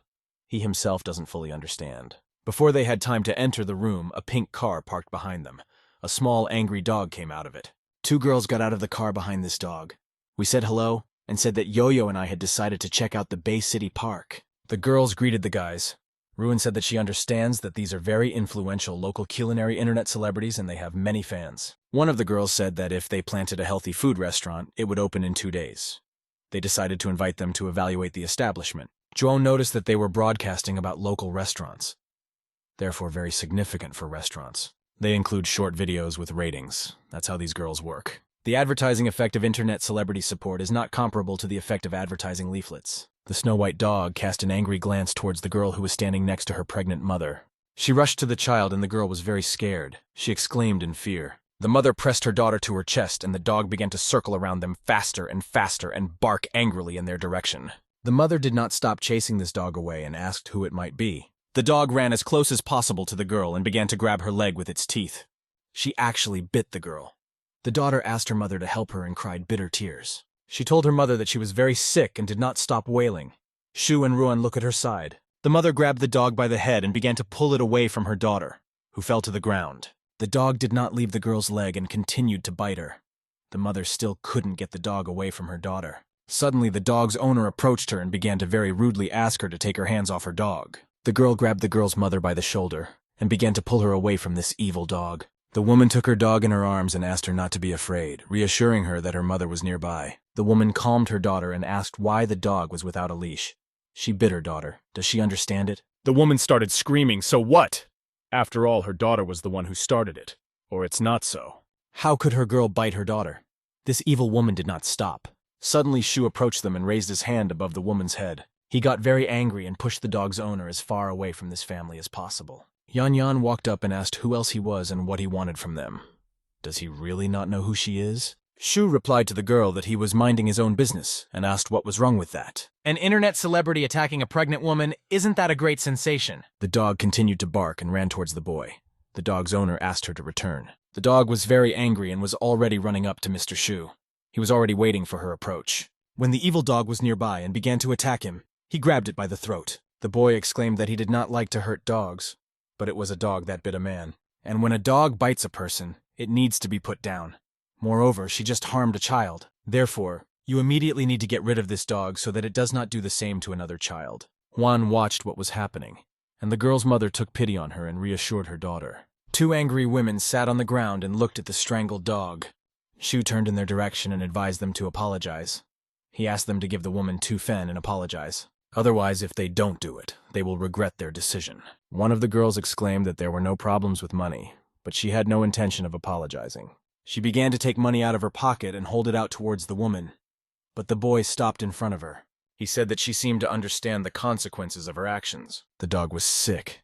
He was trying to reach these shameless girls. Shu asked Ruin to take the mother and daughter to get vaccinated, and the girl immediately agreed. While the girl took the woman and her daughter to the hospital, the boy remained to deal further with these scoundrels. He came closer to the girls and asked them to continue their conversation. Then one of them asked if they hadn't just decided everything. She asked what he needed. Meanwhile, Baola ran from her restaurant and asked what was wrong and what happened. She ran up to the boy and asked what had just happened. The girl he was just talking to asked if she knew him.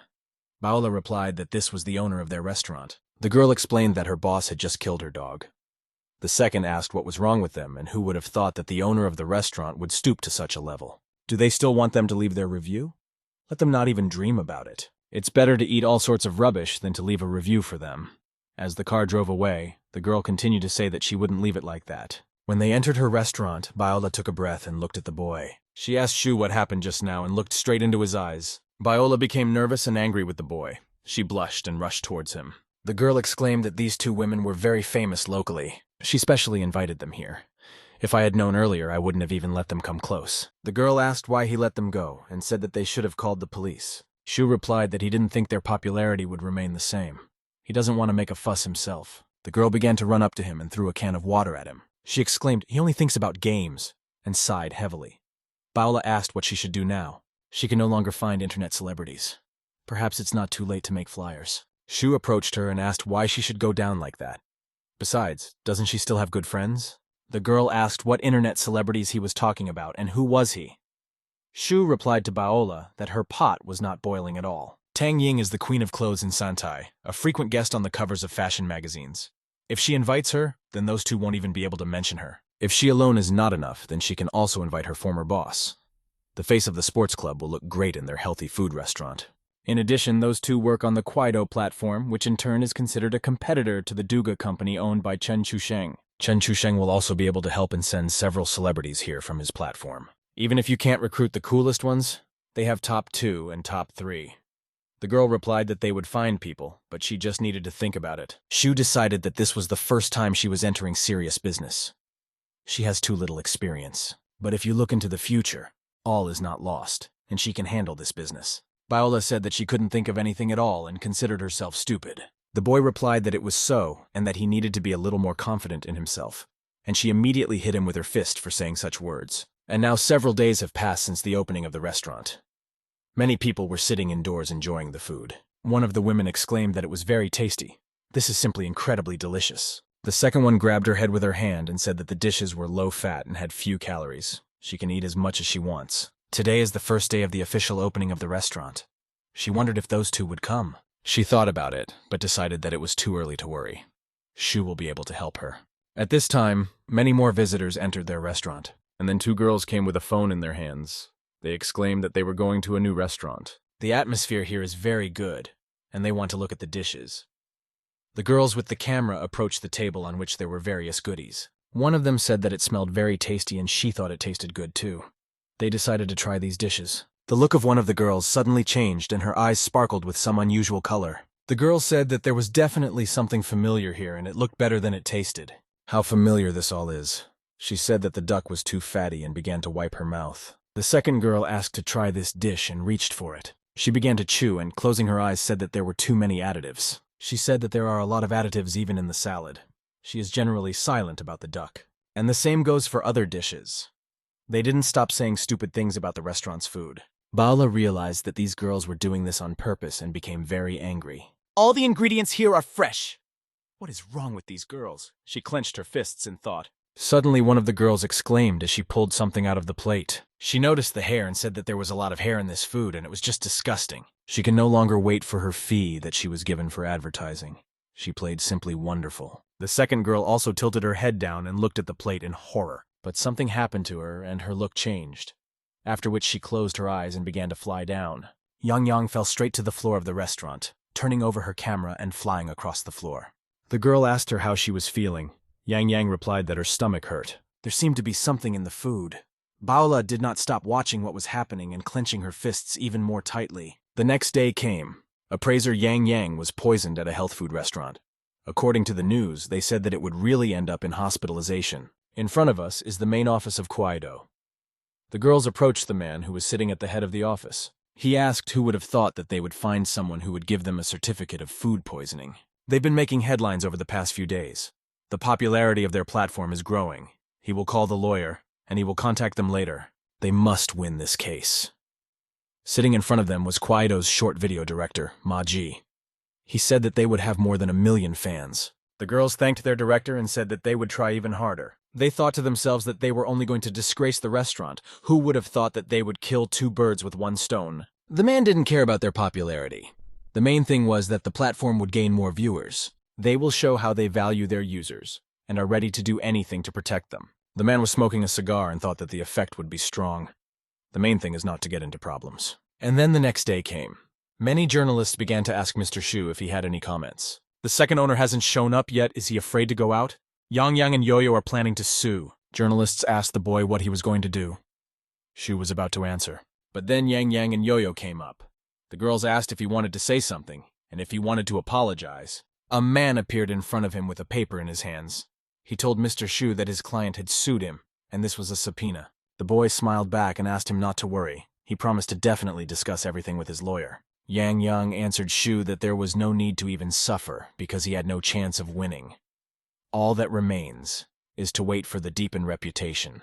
Shu responded by saying that they had been preparing for so long, and how could he miss everything like that? Definitely find the best lawyer. The girls could not understand why he was so calm. Is there really evidence against them? The girls started asking the boy why he would sue them. They are the ones who will sue him. And what did he even do here when he decided to make something like this happen? He may not even look for a lawyer. It's just a waste of money. In any case, in the future, he won't even have enough money for a coffin. Shu smiled sarcastically and said that who knows who else doesn't have enough money for a group. A lot of comments poured in on the internet. They wrote how such a restaurant could get a license and where they were looking. Yang Yang and Yo-Yo are great, and they ask you not to give up on this business. Mandatory justice guards. An anonymous person unexpectedly came 1 minute ago. Viewers can see for themselves the actions of their favorite celebrity. In front of them was a girl lying on the floor, to which her mother ran up. Yo-Yo pushed this woman with her foot while taking her dog. Comments immediately poured in, with viewers asking what happened and why Yo-Yo kicked the pregnant woman in the stomach. It seems the restaurant owner put her in her place. This means that they already had a conflict, and why this revenge on the part of Yo-Yo. Perhaps this video is fake, and what is going on? Yan Yan began to laugh and asked if she had played badly.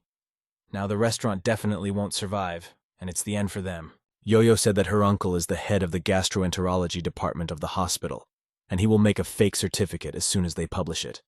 It will be very difficult to get out. As soon as they publish this information, these idiots will not understand what is the truth and what is the lie. They will send low ratings to the restaurant until it is forced to close. People began to write in the comments whether they were sure that this was a fake video. Did the girls really not grow in popularity at all, and they decided to go this way? Anonymous continued to write that this is not the end, and their game will be very long. Meanwhile, Maji told his employees that the platform would provide them with a lawyer so they would not be left without support. Soon a real war will break out, and they will have more fans. The comments continued to pour in more and more. What is this platform even doing if they allow their employees and her dog to kick and bite pregnant women? Why did Mr. Shu come without a knife? Then everyone would be happy. Chen Chusheng was in charge of the Doug platform. He told Mr. Shu that the videos had caused a stir, and I asked whether to release additional materials. Shu asked the employee to continue and express his feelings. But it must be remembered that the genuine video must be posted only on their platform, and its broadcast is strictly prohibited. He wants not only to increase downloads of their application, but also to increase traffic on an ongoing basis. Chen Chusheng replied that thanks to these videos, the number of app downloads on their platform increased 17 times overnight. But what if they end up getting sued? Shu smiled and replied that they would solve everything with money. He wants to publish everything they have. So what if they pay a little? Meanwhile, the headquarters is in Kuaido's office apartment. Maji exclaimed that they had lost almost 10 users in just one day. The company's shares are still falling. What does the public relations department do there? Did everything really go through one place in just one day? The boss was told that the board of directors wanted to talk to him and they asked what they would do. Maji asked what else they could do and asked them to try to stabilize the situation. Suddenly, someone knocked on his door. A girl appeared at the door, greeted him, and said that she had come to talk to him on behalf of her client Baola. She came to serve a subpoena. The Kuaido platform is suspected of malicious slander. Miss Baola has filed a lawsuit against their company and she asks to come to court on the above date. Maji asked the girl to wait and asked what it had to do with it because those celebrities tried. The man turned to the girl and said that he wanted to meet with their client and ask for a private settlement. But the girl replied that Baola had already expressed her decision and she did not agree to peaceful reconciliation. In addition, everyone who took part in this evil business will also answer to the fullest extent for this. Meanwhile, the bright sun was shining outside, and the girl's problems were just beginning. They looked at the news on their phones and talked about how he actually filmed them. Now they too must answer. Yang Yang attacked Yo-Yo and asked her why she didn't notice the camera. She began to blame this girl for everything. Yo-Yo asked why she blames her. If it weren't for her dead dog, nothing would have happened. The girls began to fight and turn over on the floor, beating each other and clinging to each other's hair. Yang Yang asked her friend how dare she pounce on her and pull her hair. She also grabbed her hair and they continued to fight. A man wearing glasses appeared on the threshold. He calmly greeted the girls and explained that he was Madame Baola's lawyer. He brought a notice saying that they had damaged the reputation of his clinic. The man handed the girls a subpoena, and the document flew straight towards them. The girls were suspected of tampering with evidence. The evidence is not true, and China's tax authorities are currently imposing fines on companies and personnel. They can find the content below. The company must pay Miss Baol 3 yuan. Yan Yan should be sentenced to 11 months in prison, and Yo-Yo to 18.